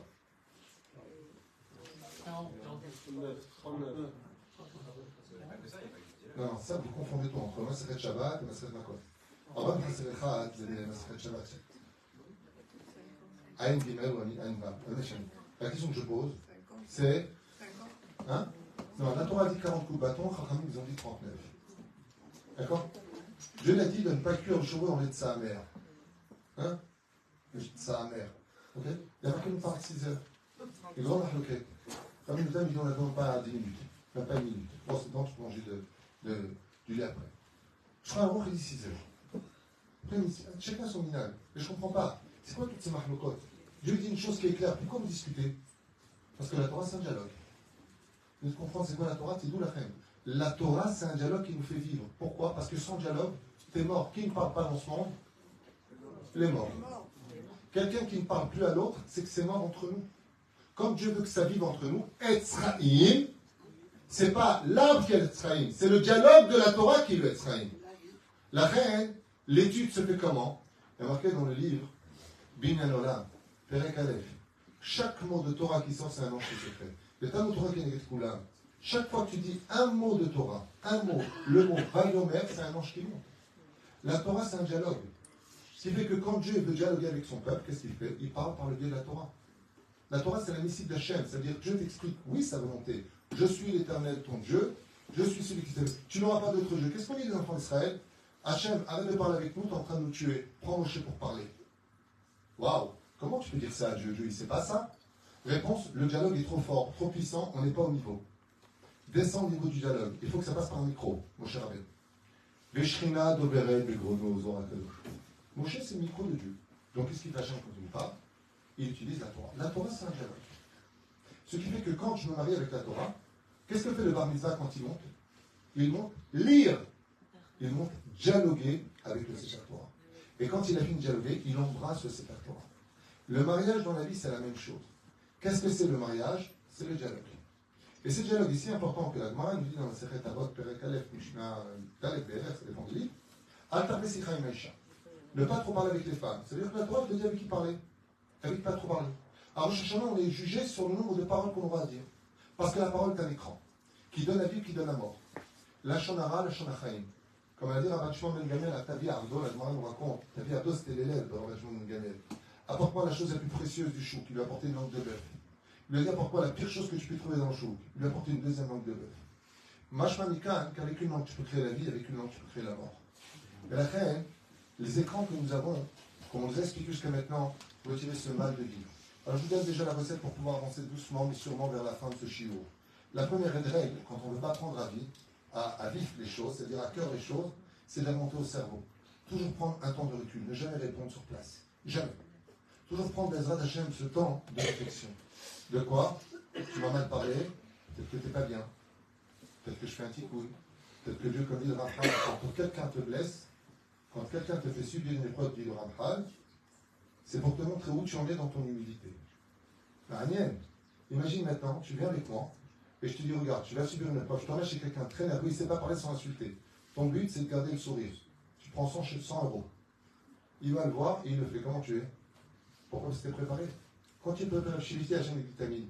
Quand tu sais que tu vas rentrer, qu'il y a des situations qui sont houleuses, des situations qui sont dangereuses, avant de pénétrer, prends le temps de donner rendez-vous avec toi-même.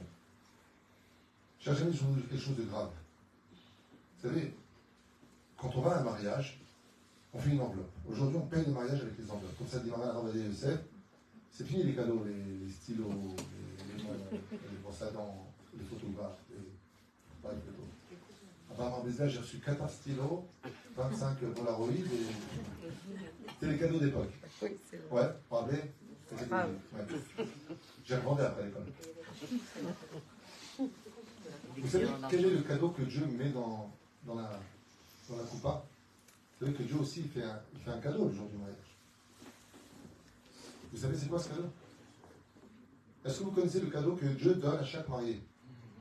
Marqué dans le secret de notre Saint-Merpès. Hein? Mohalilo al-Kol Abonité.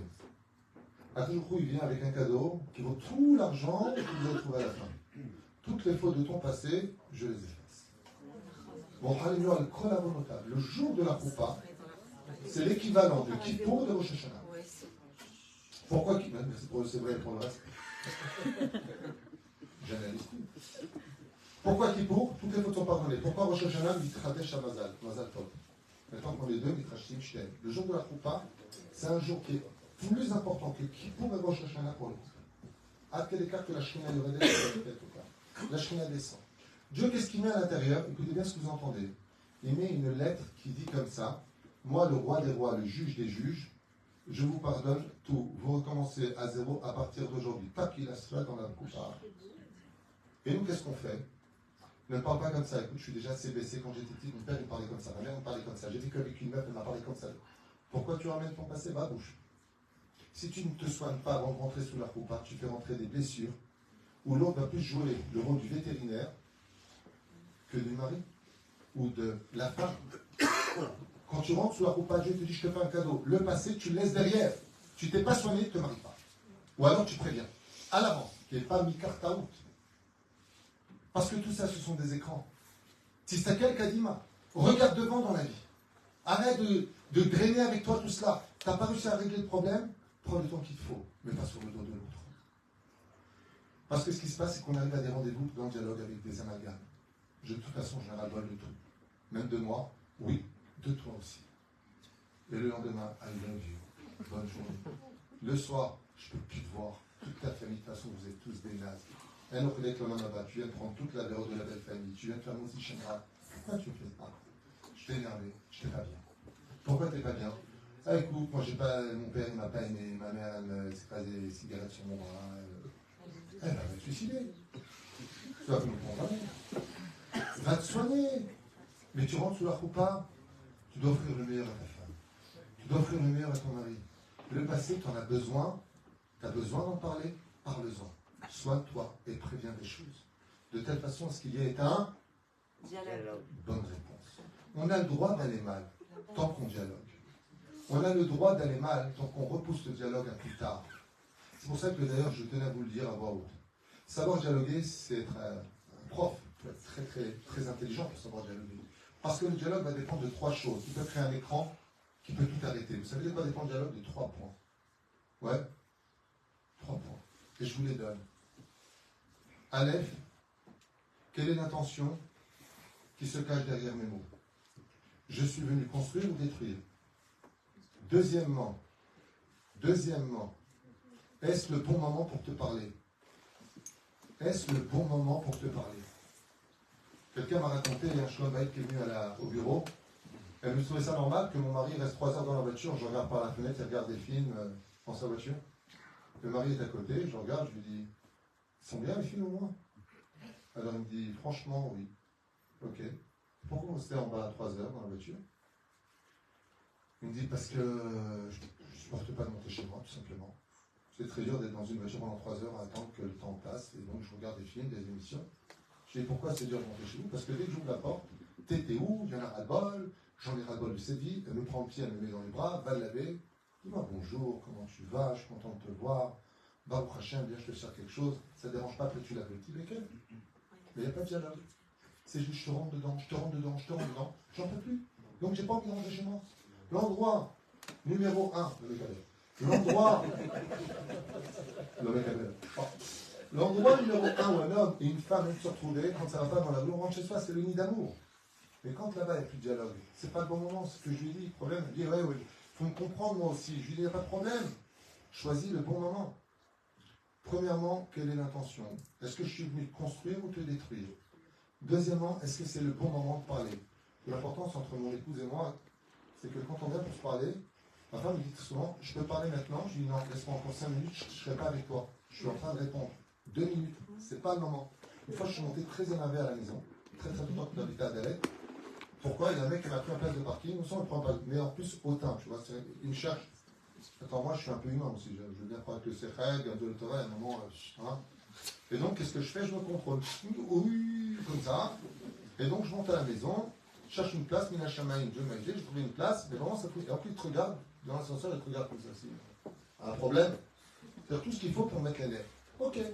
Je monte à la maison, et je dis à mon épouse, donc vendredi matin en plus, la journée de Vénus, ça veut dire énervé, la journée où on est un peu excité, le vendredi.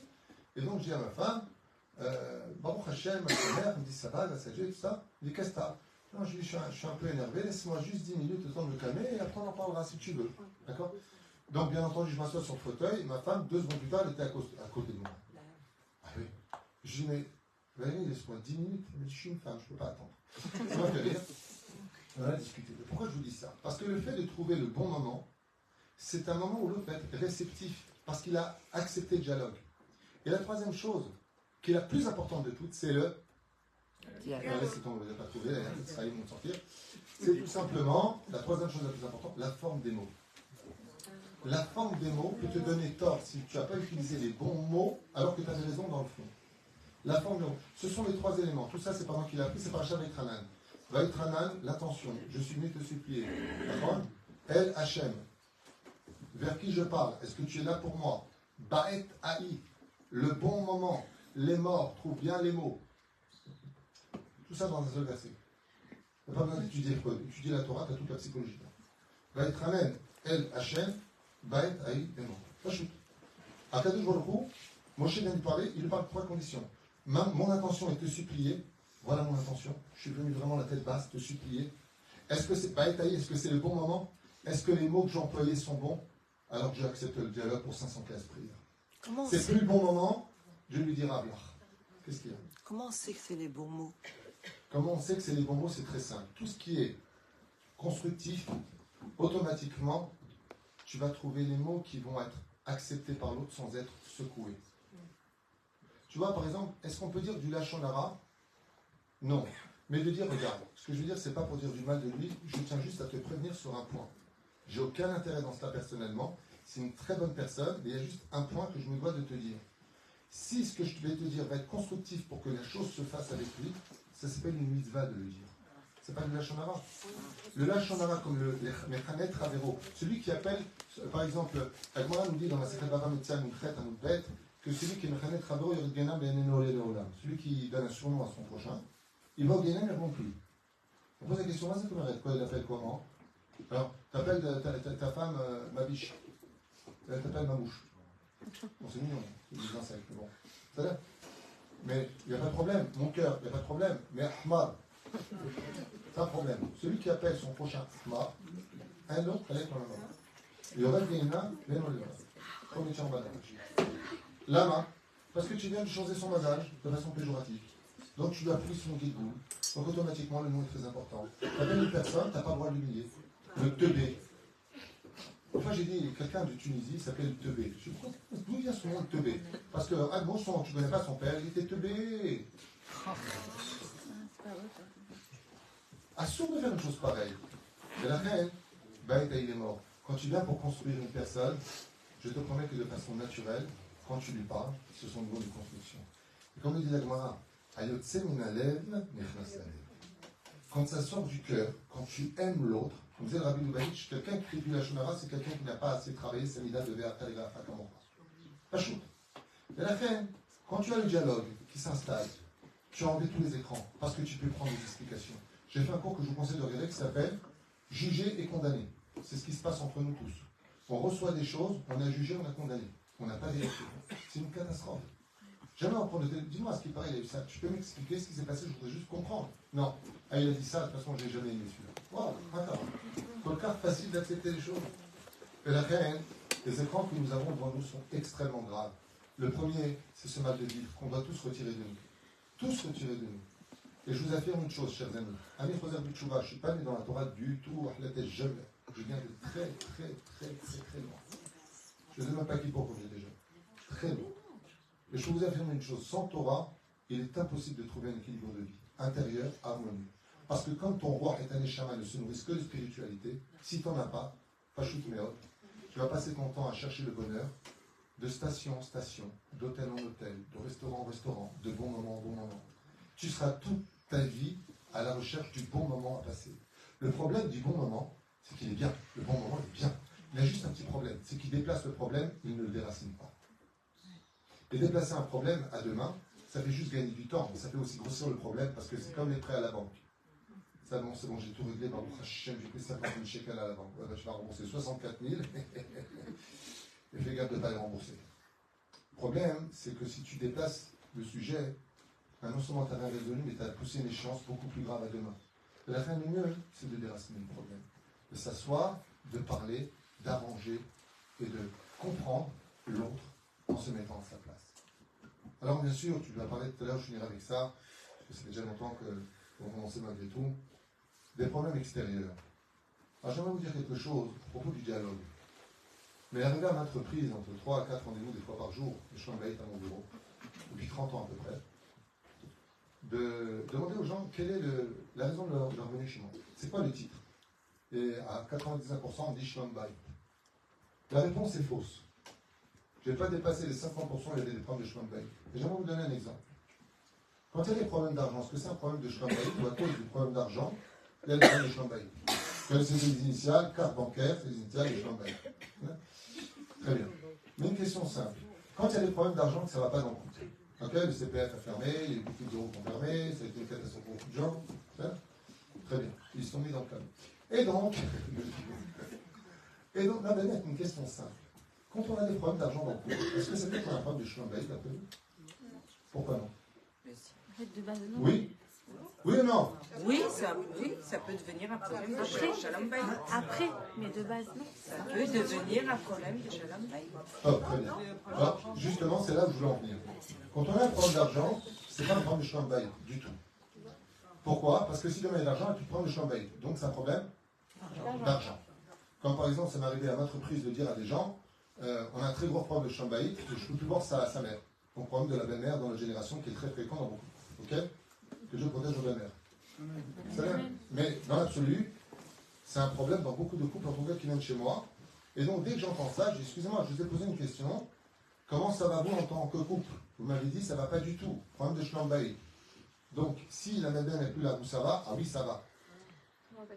Je vous donne, c'est très important de comprendre les écrans qu'on se met dans la vie. Dorothée et Rabotaï. Quand on a un problème avec la belle-mère, on a un problème de schlambaï, on a un problème avec la belle-mère. Je vous donne un exemple dans le bureau. Vous avez 2 minutes? J'adore. Quand la femme me dit, par moi, à lui, ta mère, elle met plus les pieds chez moi. Vous connaissez cette phrase très dure? Avec la larme, la mère, l'ongle rouge, pointu sous le nez du mari. Tremble. Ok? Ta mère ne met plus les pieds chez moi. Soit Torah, soit tombe de mon. Je lui dis, moi je suis toujours très calme, je suis toujours sourd, donc c'est très l'arcade. Je regarde comme ça, et je dis, coupé, on l'a dans la boîte. Donc c'est toujours étonnant pour la vie, on regarde comme ça. Ah, mais j'ai pas compris ce que vous dites. Non, c'est très joli comme théâtre, Shakespeare, c'est très joli. Vous pouvez recommencer la phrase parce que, alors si je comprends ce que vous avez dit, votre mari vit chez vous. On dit, il est fou, lui. Il est fou, lui. Il est fou, lui. Parce que vous avez dit, ta mère ne met plus les pieds chez moi. Si c'est chez vous, c'est que votre mari vit chez vous. Je dis non, mon mari, on est ensemble, on est à la maison, on fait tout. Ben, alors recommencer la phrase avec, ta mère ne met plus les pieds chez nous. Elle me dit, mais ça ne va pas faire pareil. Vous voyez, c'est pas possible de le dire. Vous rigolez? Je ne rigole pas. Je vous promets que j'aurai des problèmes comme ça. La femme réalise qu'elle n'est pas chez elle. C'est pas chez toi, c'est chez nous. Donc si c'est chez nous, tu ne peux plus décider seul. Elle ne vient pas chez moi. Parce que quand tu dis que tu es chez toi, c'est que lui, il n'est pas chez lui. Donc tu l'as viré de la maison. C'est ce qui crée le problème du chômage. C'est l'aide des routes. C'est-à-dire qu'il y a l'avalanche qui va engendrer avec lui des problèmes d'eux, mais ce n'est pas le problème. Vous comprenez la différence et la nuance? Ce qui fait que quand j'apprends au couple à dialoguer bizarrement, la femme qui dit à son mari, très bien, dans ce cas-là, qu'est-ce que tu proposes? Il lui dit, ben, je vais imposer des conditions à ma mère qu'elle arrête de piquer. Tu as raison, il faut que je parte. C'est-à-dire qu'on va arriver à un système où on fait une discussion. Vous savez, ma femme, pour témoin, c'est elle qui prend tous mes rendez-vous. On a eu quoi la semaine dernière? Des familles qui ne se parlaient pas depuis des mois. Le père avec le fils qu'on se réveille aux mains. Shabbat, des coups de poing. D'accord? C'est quand tu nous envoies. Il y a 2 semaines, ça fait 2 Shabbats de suite, ils sont même venus au cours. Mon amour, bras dessous. Vous savez ce qu'on a fait? Vous n'allez pas me croire dans le bureau. Ils sont rentrés. Je les ai assis. Et on a dialogué. J'ai dit au fils, oublie que c'est ton père. Et j'ai dit au père, oublie que c'est ton fils. Crache ton venin. Les Shem Toilette. Quand le père a entendu ce qu'a dit son fils, quand le fils a entendu ce qu'a dit son père, comment je fais pour y arriver? Je pose la question maligne. Vous savez la question maligne à la tunisienne. Je peux me dire quel est son problème?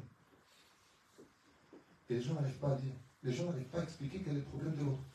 Une fois, je suis tombé sur un Tunisien blata. Je suis venu de Jérusalem, il m'a tué de rire. Je lui ai dit, tu peux me dire quel est son problème? À sa femme, il me dit, elle a toujours des problèmes arabes. Je n'ai pas dit qu'est-ce qu'elle a comme problème. Est-ce que tu peux m'expliquer c'est quoi son problème? Si tu étais elle, pourquoi elle a mal, elle? Je peux m'expliquer, toi? Impossible à dire. Le mec, il est impossible pour lui de te dire quel est le problème de sa femme. Ça ne peut jamais s'arranger dans ce cas-là. Si tu n'as pas compris qu'est-ce qui me faisait mal, c'est que tu as un écran devant les yeux, tu ne vois que toi. Ça veut dire que ça n'ira que dans ton sens. Parce que la seule personne qui existe devant toi, c'est toi. Mais quel niveau existe puisque tu ne vois que ton corps et ton toi personnel, que le Nefesh a béni. Il y a le côté bénin qui est là.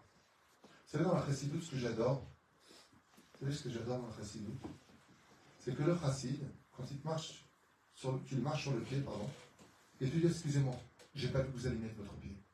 Le Chassid, c'est celui qui est capable de t'apprendre comment s'excuser en tant qu'exemple, alors que c'est à toi de faire des excuses, mais comme tu ne sais pas le faire, il va t'apprendre. C'est fou. Le Chassid, c'est celui qui est capable de dire, ah, excusez-moi, j'ai provoqué que vous excusiez. Comme je dis souvent, quand vous voulez régler un conflit entre vous, ouais, la dernière des choses pour régler un conflit, vous savez, c'est quoi? C'est de savoir qui a tort ou raison.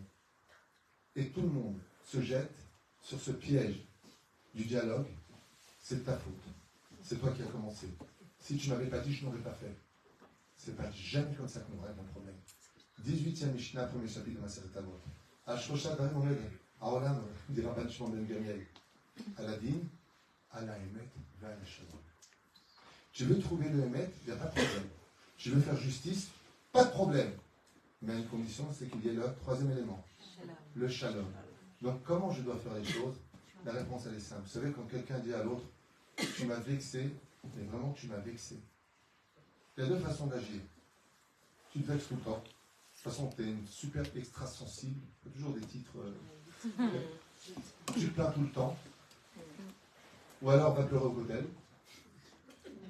C'est une façon vachement romantique. Et puis, façon beaucoup plus sage d'agir, c'est s'excuser. C'est de s'excuser. Je vous raconte une anecdote avec ma femme, tu me permets. C'est au début du mariage. Elle était folle de moi, je n'ai pas eu le choix, j'ai dû l'épouser. C'est vrai. Eh oui. Pour me débarrasser, je dis, tu sais quoi? Oui, comme ça, voilà. Et grâce à Dieu, je me marie. Au début du mariage, j'ai passé un petit événement avec ma femme, je sais pas si on rappellera. Je rentre à la maison et elle me dit, tu sais, tu m'as un peu vexé. Alors je lui dis, je te fais toutes mes excuses. Et je rentre dans la chambre, ça l'a énervé. Elle me dit, tu me dis pas pourquoi? Je lui dis non. Si je t'ai vexé, je m'excuse. Je ne vais pas me demander pourquoi. Je dis non, parce que si je te demande pourquoi, tu vas m'expliquer. Là, sauf j'ai trouvé que tu te trompes. Et puis deux, ah, excuse-moi. Donc je ne vais pas te mettre à la l'aise, laisse tomber. Mais dis-moi quand même. Je lui ai dit, je lui ai expliqué, elle m'a dit, ah pardon, tu avais raison, je n'avais pas compris. Je dis, tu vois, je ne voulais pas faire ça. Mais il y a une chose que j'ai expliqué à ma femme, c'est que moi, à partir du moment où tu dis que je t'ai vexé, j'en ai rien à faire de savoir si j'ai tort ou raison, si tu as tort ou raison. Tu viens de me donner une information, tu as eu mal. J'en suis le responsable à tes yeux, à tort ou pas, à tort ou à raison. Je te donne des excuses. Non. Je veux dire, après tu le dis. Je veux dire, quand est-ce que j'aurais dit si elle ne m'avait pas suivi dans la chambre, pendant le repas, à la fin du repas, pendant le dessert où c'est ma toque dans la bouche, je lui ai dit, au fait, tu peux m'expliquer pourquoi? Il y a un moment pour chaque chose. Quand tu rentres à la maison et te dis, tu sais, j'ai quelque chose qui me tenait à cœur, j'ai été vexé, c'est que c'est son moment à elle de parler espagnol. Je connais la phrase, je suis crevé, l'autre, moi aussi. Mais crève, mon pote. Que j'en ai la preuve que toi, tu sois crevé, je suis en train de te dire que moi, je suis crevé. Pour vous dire combien les gens vont mal. J'ai un secrétaire que Dieu bénisse, que je souhaite à tout le monde, s'appelle Rabinol. Je me photo de pas le chavo. Miskin, sa belle-sœur, elle est décédée de la maladie à l'âge de 26 ans. Donc je suis parti, il y a un Taourin. Harim, Rab, Tzadik, Mamash, Ima, Yetzek, Naklad, israélien. Je suis parti, il y a un je m'assois avec eux et je leur parle. Je leur parle et voilà, je me lève. Il y a beaucoup de monde là-bas, beaucoup de rappanis, beaucoup de monde. Je me lève et d'un coup, je vois la maman et le papa, qui sont d'un certain âge, qui se lèvent et qui m'accompagnent jusqu'à la porte. J'ai trouvé ça gentil, mais je ne voyais pas pourquoi on m'accompagnait moi à la porte.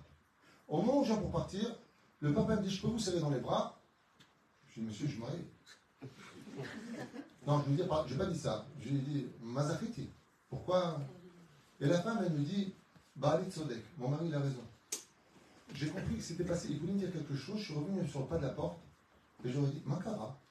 Et la mère me dit avec des larmes, Araf Twitter, Abino Avelim Abetenu. Nous sommes Avelim de notre fille de 26 ans, qui n'a pas connu de mariage, qui a souffert pendant 5 ans avant de partir de ce monde. Tous les gens qui sont venus nous voir pour nous consoler nous ont raconté leur malheur. J'ai un découvert à la banque, moi aussi j'ai perdu mon frère. T'as dit, on est en deuil, on est en train de perdre une fille de 26 ans, on est mort de l'intérieur, et vous venez nous rajouter Mireille Dumas, vous venez nous rajouter vos malheurs, vous avez été les seuls à nous monter le moral. Vous avez fait rire, vous avez raconté des histoires, on s'est senti bien, on a oublié. C'est pour ça qu'on vous a accompagné. Je vous promets sur leurs mots. Moi je ne vais pas nous raconter mes malheurs, d'abord j'en ai pas, tout à la haine. Mais en plus de ça, quand quelqu'un est par terre, tu sais, t'as perdu, t'as dit, ouais, moi aussi, j'ai divorcé aussi, je mets des joints avant, ouais, Colombien, ouais, Colombien. Et que quoi? Le mec, il n'est pas apte à recevoir. Vous vous rendez compte que les gens ont tellement mal qu'ils vont voir des gens par terre et leur racontent leur malheur à eux? Et là, il est parti leur raconter comment il a été ruiné dans sa société à Tel Aviv. Le rab, il a regardé qui était en deuil, c'est lui qui m'a raconté. J'ai fait, t'as dit, attends, c'est la paroche. Qu'est-ce que j'en ai à faire de ton problème devant Capoline maintenant? De quoi tu me parles? Madame Meni. Vous êtes rouge là-bas. Les amis, sans vous prendre plus de temps, si on veut réussir sa vie aussi bien dans le couple, dans le travail, en se relation avec Hachem, comme dit Rabbi Nachman dans la Hilbo des doutes, d'abord, Odaya. Todel et Borona. Tu fais le mishpat, après qu'est-ce qui va pas chez toi? Apprendre à savoir s'excuser. Savoir dialoguer. Vous savez qu'il y a marqué Talmud Torah Keneged Kula. Rabbi Nachman écrit dans le Pirkei Moharan, rien que n'est plus haut que l'étude de la Torah, sauf une chose. Ou, Kivodo, Soter et Divrei Chachamim. Rabbi Nachman dit, l'Aïdbo des doutes, c'est plus haut que l'étude de la Torah. C'est-à-dire que Rabbi Nachman explique que le but de la Torah, c'est pas simplement de connaître la volonté d'Hachem, de dialoguer avec Hachem. Mais le but de la Torah, c'est savoir comment après parler avec Hachem dans l'Aïdbo des doutes. C'est pour ça que la Gemara nous dit dans la Sechet Brachot, que tu connais très bien, Ayou Chassidim Rishonim, Shoï, Shah, Achat, Lifnet Filata. Waouh! Avant de parler avec Dieu, pendant 1 heure, ils se conditionnaient à parler avec Dieu. Qu'est-ce qu'ils faisaient? Ils allaient étudier la Chassidut. Ils étudiaient la Torah. C'est-à-dire que la Torah, c'est pas le but. Le but, c'est de dialoguer avec Dieu. Hachem, c'est pas Tiftar, on fait éviter la Torah. Parce que si l'étude de la Torah primo sur toutes les autres mitzvot, alors comme la Torah nous dit, Alevai va Yahadam Palel Kolayom, plus au ciel que l'homme prie toute la journée Dieu. Mais si je prie, alors je ne peux pas étudier. La réponse est que si tu étudies la Torah, c'est pour mieux savoir comment parler avec Dieu. Parce que tout le but de l'existence du monde, c'est le dialogue. Et si Bezrat Hashem, comment le monde a été créé, Mishnah Aleph, Perek Hamishim Maselet Avot, Nakatou, Ba'asar Ma'amarim Nivra Olam. Le monde a été créé par la parole, par 10 paroles. Et la fin va Yomer Elohim. Alors le monde s'est créé. La fin Bezrat Hashem, pour en finir avec vous, chers amis, on a le droit d'avoir des problèmes. Les problèmes, quand ils viennent à nous, on veut les changer alors que c'est eux qui sont venus nous changer pour devenir meilleurs. Mais la fin, si on arrive à dialoguer avec Hachem, comme dit le Ramchal, quand une épreuve vient à toi, c'est parce que Dieu veut que tu pries. Tu as un manque, parle avec Hachem, avec ta Père Hachem, avec Bono Shelolam. Maintenant que j'ai le manque, que je trouve, Hafez et Tfilatem Tzat Kanyot, Kacha dit la Gemara. Akadosh Baruch Hu, il veut la prière des gens qu'il aime. C'est pour ça qu'il nous emmène des épreuves. Comment? Vous êtes d'accord avec ce que je dis? Merci madame, je vous prends ton secrétaire. Et la reine Isiata d'Ishmaïa, régler ces problèmes qu'on vient de citer ce soir, c'est régler toute une vie entière. Se donner rendez-vous avec soi-même, et je finirai juste avec le mot d'emploi, parce qu'il il est tard. Je me suis promis de ne pas dépasser 1h15, ça fait 1h15. Donc je suis dans le temps. Je vous conseille vivement comme ça. Je ne suis pas chassid, je suis juif. Mon rave, Rabbi Nachman, Rabbi Lubavitch, Rabbi Rabbi Yosef, le Rav Kook, j'ai étudié dans toutes ces yeshivot. Et je suis en contact avec toutes leurs études parce que je n'ai pas envie d'être un pauvre de l'esprit. D'où l'importance de vous le dire à voix haute, dans cette génération, étudier la Torah sans chassidout, c'est manger un steak sans épices. Le médicament de cette génération, d'étudier la chassidout. La chassidout, c'est un iflak, que ce soit le Tanya, le côté Moharan, toutes les chassidoutes qui existent, mamage, toutes sans exception, Yeshbem, Metikot, Raval, Alazman. Enfin, on m'a dit que j'ai étudié le Likouté Moharan, j'ai pas pu lire plus de 2 phrases tellement j'ai pleuré sur place. Que cet homme a écrit en 2 phrases que j'ai étudiées dans 15 livres. En 2 phrases, il a écrit. 2 phrases de Rabbi Nachman, ça fait 15 livres d'études, j'ai pas compris. Je suis devenu fou. Étudier la chassidoute, c'est nous rendre meilleurs. Dans cette génération, il est impossible d'évoluer réellement avec un équilibre d'amour personnel sans chassidoute. C'est tout le monde chassidoute. Ça ne veut pas dire demain avoir le frac, avec des filines, Shmoucheraba. Pas du tout. Pas du tout. De Tunis, Djalabia, porte à Djalabia. Tu pries Sfarad, tu étudies Sfarad et tu fais Sfarad. Sfarad, Shkenaz. Un des ébaïas. Avec dans ton cœur que tout le monde soit en intérieur. C'est la varichon. La deuxième chose, vous n'allez pas me croire, je sais que c'est ridicule, mais j'ai des références. Il faut dire Rambam pour Hachel Chazaka, Hayab la Sot Sport. Sport. Sport. Je dis bien. Chazal, ils disent, quelqu'un qui fatigue son âme par l'étude de la Torah, Torah Betish Kochosh l'âme. Ça fatigue l'âme. Tu fais du sport, tu vas fatiguer ton corps. Même si tu veux fauter, tu ne peux pas. Pourquoi? T'es crevé. Chachou de faire du sport. Le sport, je vous explique en 2 mots dans le domaine psychologique. En 2 mots, le sport crée de l'adrénaline. Vous êtes au courant? L'adrénaline nourrit la dopamine. Et la dopamine, c'est la molécule qui donne la joie de vivre. Le sport donne la joie de vivre. On peut faire du sport, Bezrat Hashem. Que celui qui gros fait sumo, eh bien, il fait karaté, il fait du sport. Bezrat Hashem. La troisième chose, c'est mon Rabbi Nachman de Breslev, vous voulez réaviver vos âmes. Rabbi nous dit, il n'y a pas un livre au monde qui peut relever une âme plus que dire des biographies de nos sages. Chaque fois que je fais une histoire du Baal Shem Tov, du Gaon de Vilna, Marat de Prague, toute une histoire, avec Haïtem Lomet, il n'y a pas longtemps, je raconte des histoires. Ce matin, j'ai raconté 2 histoires, parce que comme je suis avec l'histoire, les gens les adorent. Okay. Eh bien, les gens sont réceptifs. Et c'est pareil, si à table vous avez des gens qui n'ont pas les livrets Torah, ils sont un peu anti-religieux comme ça. Ouais. Quand tu passes comme partout, quand tu parles de la semaine, oh, tu nous gonfles. Vous racontez une histoire, tout le monde écoute. Une histoire, c'est un secret qui est extraordinaire parce que c'est quelque chose dans lequel il y a toujours une partie pour chacun de nous apprendre. C'est-à-dire, et la fin, étudier tout simplement les biographies. Vous allez vous rendre compte combien nos Chachamim ont souffert. Combien ils sont eux-mêmes sortis de leurs problèmes. Combien la Emouna les a maintenus. Je me rappelle quand j'ai fait Tchouva, un des premiers livres que j'ai lu, c'était Baba Saïd, sa biographie. Je me prenais pour une génie de savette sur laquelle je mangeais des pois chiches. Tu regardais les films de karaté, Bruce Lee à l'époque, tu sentais que tu voulais te taper. J'ai pas voir les Chachamim. Je suis sorti, j'avais même pas 17 ans, je suis à 18 ans, je suis sorti comme ça, je suis vieux. Enfin, au fougard, tu sais comment. Ah bah, t'as envie de ressembler. Quand t'as pas la force de mettre le kissou qui passe sur la tête, tu lis. Vous savez que le Frida était conseiller chez Louis XVI. T'es conseiller, tu savais, tu apprends plein de choses. Moi, je parle avec des gens très très cultivés à l'université de leur race. Ouais. Et d'où vous avez appris ça? Des biographies, tu apprends plein de choses. Où il a vécu Rachid? Champagne, entre 2 et 4. Il est à 3. Intéressant. J'étudie la biographie des Chachamim. Et puis, pour finir, prendre la joie de vivre. Avoir toujours un esprit positif. Retirer cet écran du négatif. Parce que demain, comme je l'ai dit la dernière fois, je voudrais juste finir avec ça. Combien on se prend la tête? Je voudrais juste finir avec ça, chers amis. Hier, c'était hier. Oui. Donc ça appartient à quel temps? Demain. C'est futur. Donc c'est pas maintenant. Donc c'est pas arrivé. Donc ça ne me concerne pas. Non. Alors qu'est-ce qu'il me reste à dire? Celui qui veut réussir sa vie, c'est celui qui va profiter du moment présent. Ma ani oser shav. Chaque moment qui passe ne revient plus jamais. Lui avoir apporté des moments de tristesse, ça va avoir perdu son temps. Pourquoi? C'est comme dans les couples. 3 jours, vous allez vous fâcher. 3 jours. À la fin, c'est big bisous et elle tombe enceinte. Le résultat des courses, c'est 3 jours, vous avez passé à être fâché, vous ne récupérez plus jamais. Vous avez les yeux gâchés. Alors que vous savez très bien qu'à la fin, ça va s'arranger.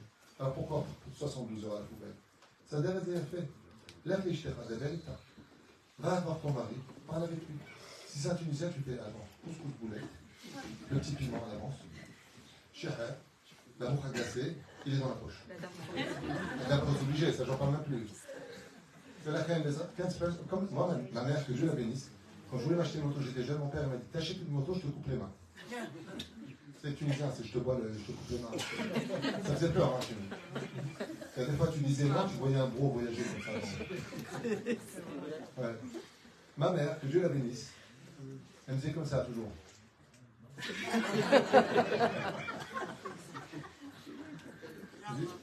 Ça, hein, elle disait toujours. Oh. Bon, Lalo, je vais te faire un couscous Kraofoul. Elle venait dans le plateau, dans la chambre, avec un couscous Kraofoul, elle s'assied près de lui. Pendant qu'on va. Parce que comme il a le chapitre maintenant, il doit aller à Belleville. Comme il va travailler, c'est plus rapide pour lui parce qu'il prend le bus 65. Après, il va à la République. Après, il va. Mon père, lui, il mangeait. Bon, d'accord. Le moment était bien choisi. La fin de Hachem, c'est des petits détails, mais je vous souhaite de les vivre parce que j'ai envie de l'annoncer devant ma femme. Mais tous ces jeunes honorés, grâce à Dieu, on ne s'est jamais disputé. Et que ce que je vous dis, je le vis. Et ça nous a permis jusqu'à aujourd'hui de toujours communiquer, elle est toujours avec moi. Je n'arrive pas à me débarrasser, pardon, elle est toujours là. Baruch Hashem. Mais elle est là. Elle prend de l'autre côté de nous. Vous savez pourquoi on ne se dispute jamais? Parce qu'on a peur de gâcher un moment qu'on ne pourra pas rattraper. Alors on préfère en discuter pour avoir un meilleur lendemain. Quoi